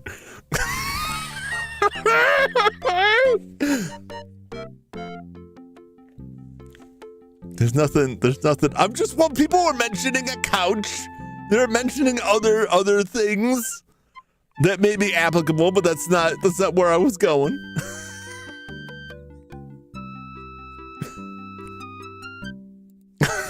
I'll just leave that there. I won't. I don't know. Somebody was.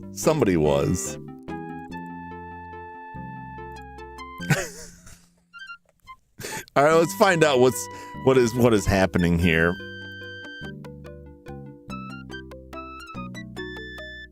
Bonjour, Miss Bo. Dr. Carrington told me you were covering this party for the newspaper.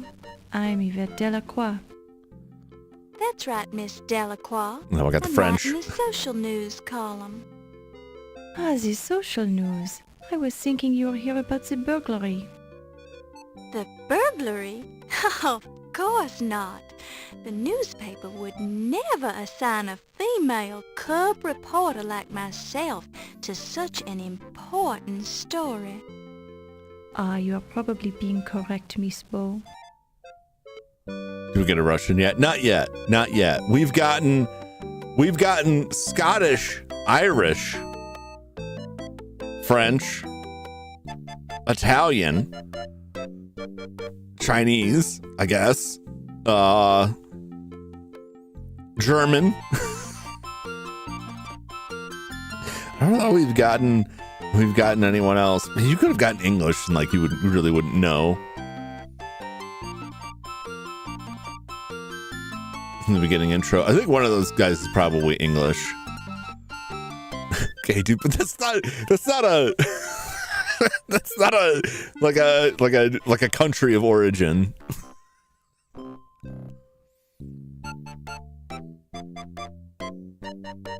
There is he wasn't too bad though.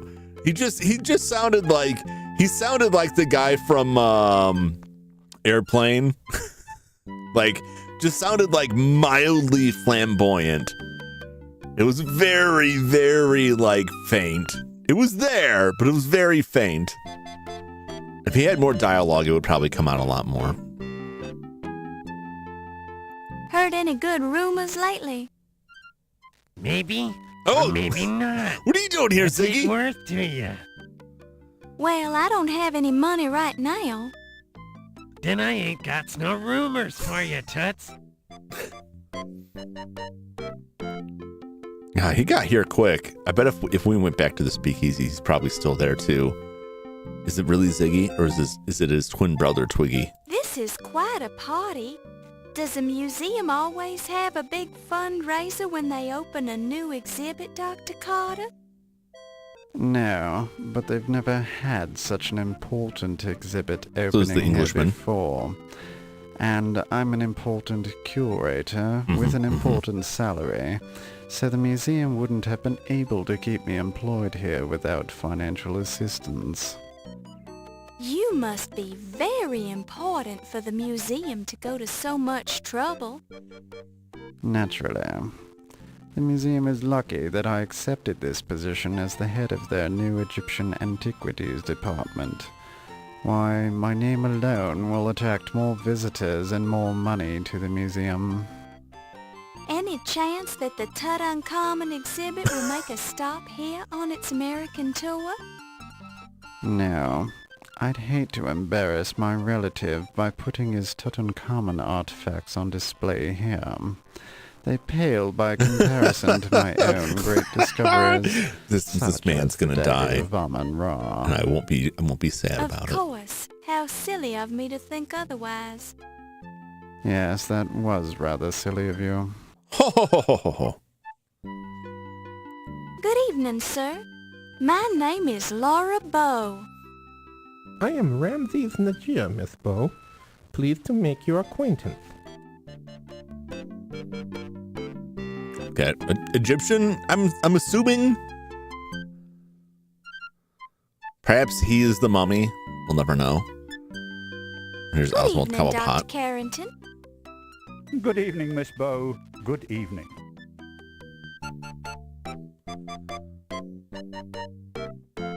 Right, I have many questions to ask all kinds of people. Hi, I'm Laura Just shout that across the room. Being snobbish high society types, these partygoers just ignore you entirely. You're simply not a part of their social Teddy, circle. that did look like Teddy Roosevelt. Hi, I'm Laura Bow. It's just so the image Being of her just snobbish like high society just types. standing in this crowd and just like yelling at these people like way over there, like, hi. It's so funny. Neatly stacked water glasses. Mm-mm. Some are full, some are empty.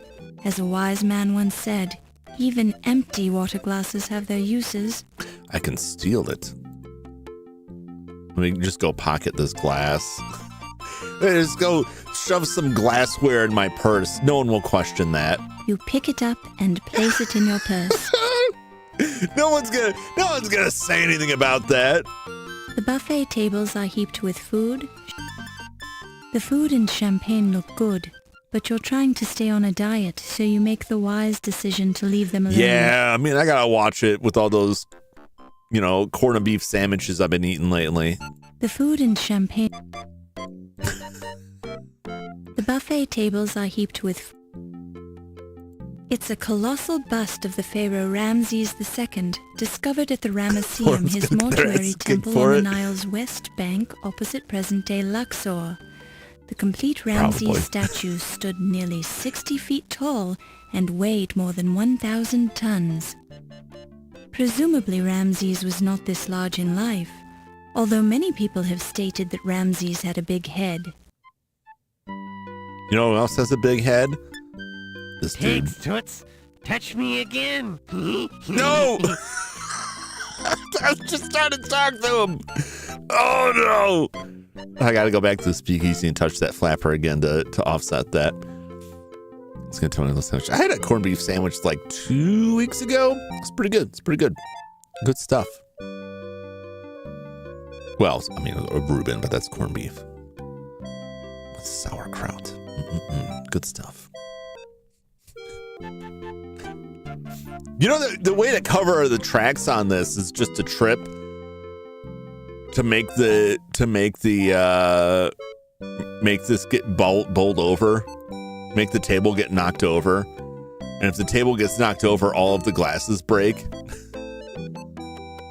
and then like they're like, if all the glasses are broken, they can't take account, so they can't prove I stole anything, as long as they don't search me. And do I have blocked messages? I don't. What have you had blocked messages? If they're getting bonked, they're just gone. They're in the void. I don't even see them. Not every message that the YouTube chat blocks like gives me the option. More often than not, like they're just completely gone. I don't even get a choice. Which is, yeah, not great. You'd like to reach out and touch the Ramses bust, but decide it would be improper to touch the exhibit. Well, I guess so.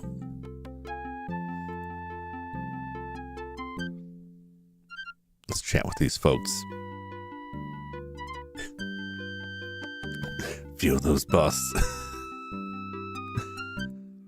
I did say I wasn't going to ask about the burglary, but I'm going to ask about the burglary. What do you make of the theft of the dagger, Dr. Carrington? It's simply beastly. What is the world coming to when crepuscular ruffians can invade a museum like Visigoths?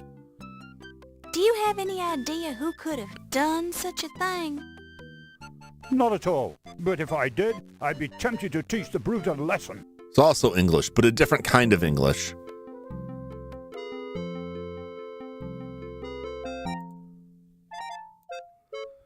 What about Dr. Carter? What do you think about Dr. Carter? The fellow has quite an overinflated ego. But he's got a legitimate reason for it, I suppose.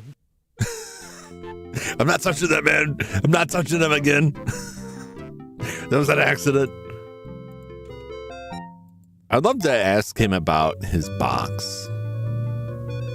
His trunk. Why was your trunk so wild? So heavy?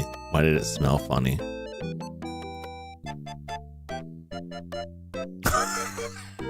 No! No! That's the German guy's name. Wolfheimlich. He's a real pip. A genuine go-getter, that fellow. He does a jolly good job of guarding the museum. Jolly good. These days are so terrible. Oh, no.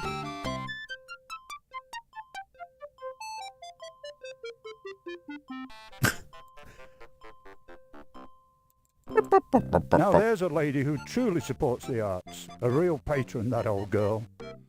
Okay.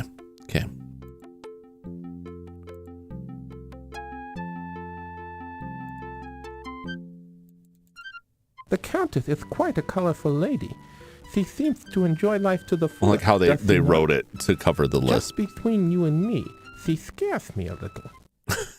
Why is that, Mr. Najee? Well, she's just too enthusiastic for me, I suppose. They gotta have a historian/adventure called Ohio Smith.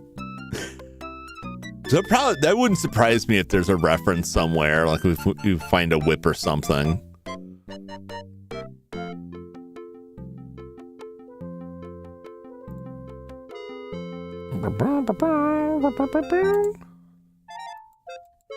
It is terrible to think someone could break into this museum and steal something so valuable. Monsieur Heimlich, he is all broken up about it, although he doesn't show it. How did Dr. Carrington react to the burglary? Tell me more. Dr. Carrington is a very dignified man. Yep. There is not much you can learn from his face. Okay. He seems to have taken the burglary very well, although he was angry with Wolf about the poor security. I see. Do you have any idea who might have stolen the dagger?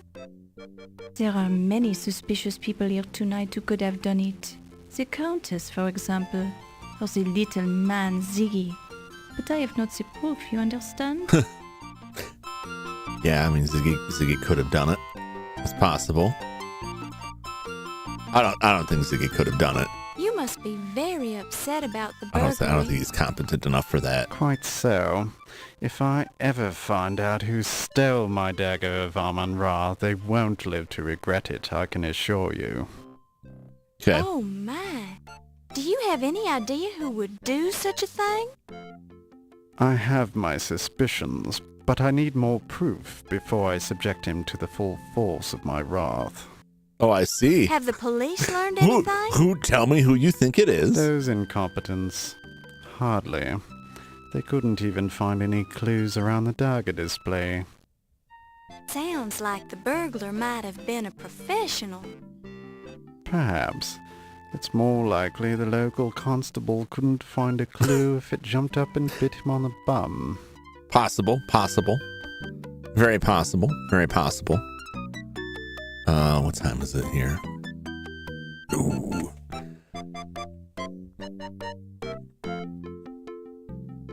Check my message. Okay. I'm gonna have to wrap it up there for today. I want to get like a little bit further, but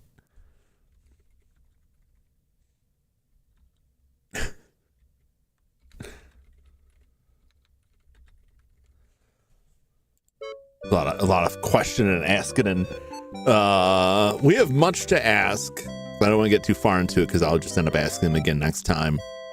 A lot of people to talk to, and then we'll probably wander around the museum and check this stuff out. I don't know. I'm feeling good so far. But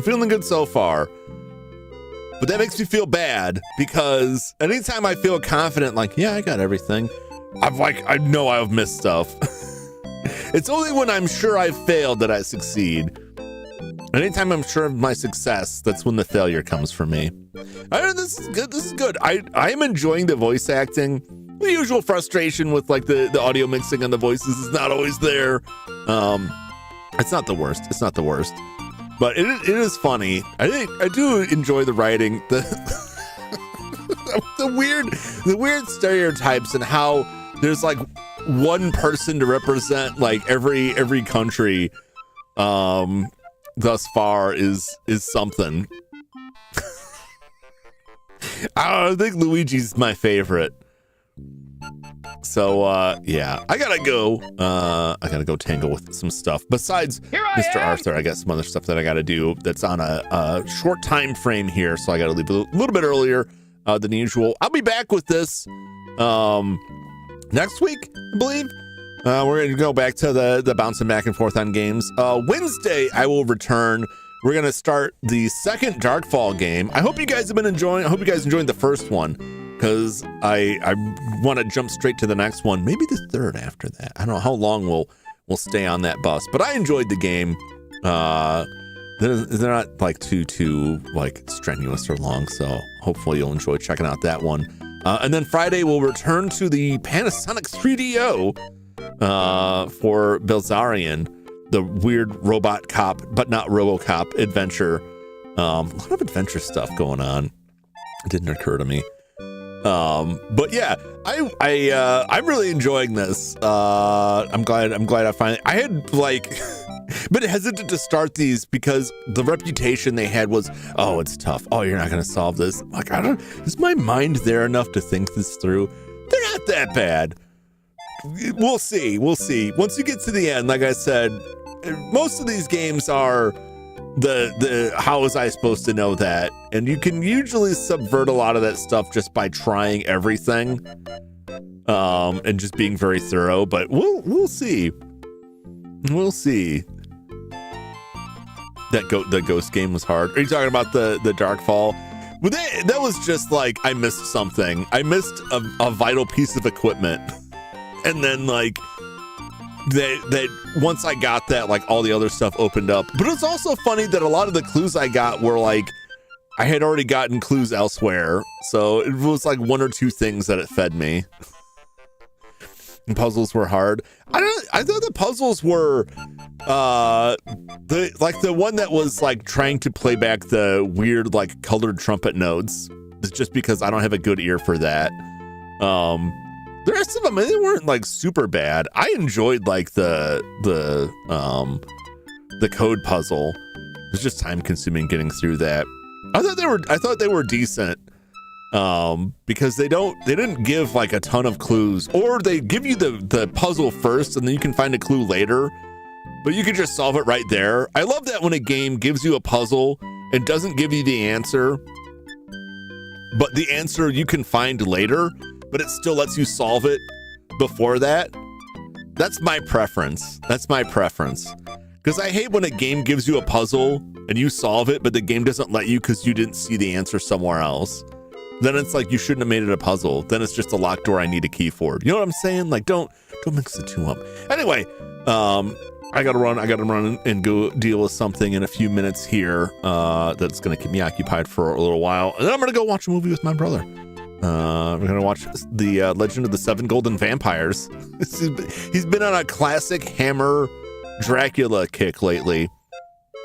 He's been sending me texts about the Hammer horror Dracula movies he watched, which, if you haven't seen them, they're great. But now he's at the Legend of the Seven Golden Vampires, which is a very fun movie. So we're gonna watch that this evening and probably get something to eat, which is cool. I don't get to hang out with my brother as much as I would like to. We really we live in two different schedules, kind of run in opposite directions. So it's nice to see him a little bit more these days. Anyway, thank you so much for hanging out with me as always. Hope you've enjoyed the Dagger of Amon. I hope you'll stop back again on Wednesday to check out Darkfall 2. Until that time, so long, everybody. Have a great night. Bye-bye.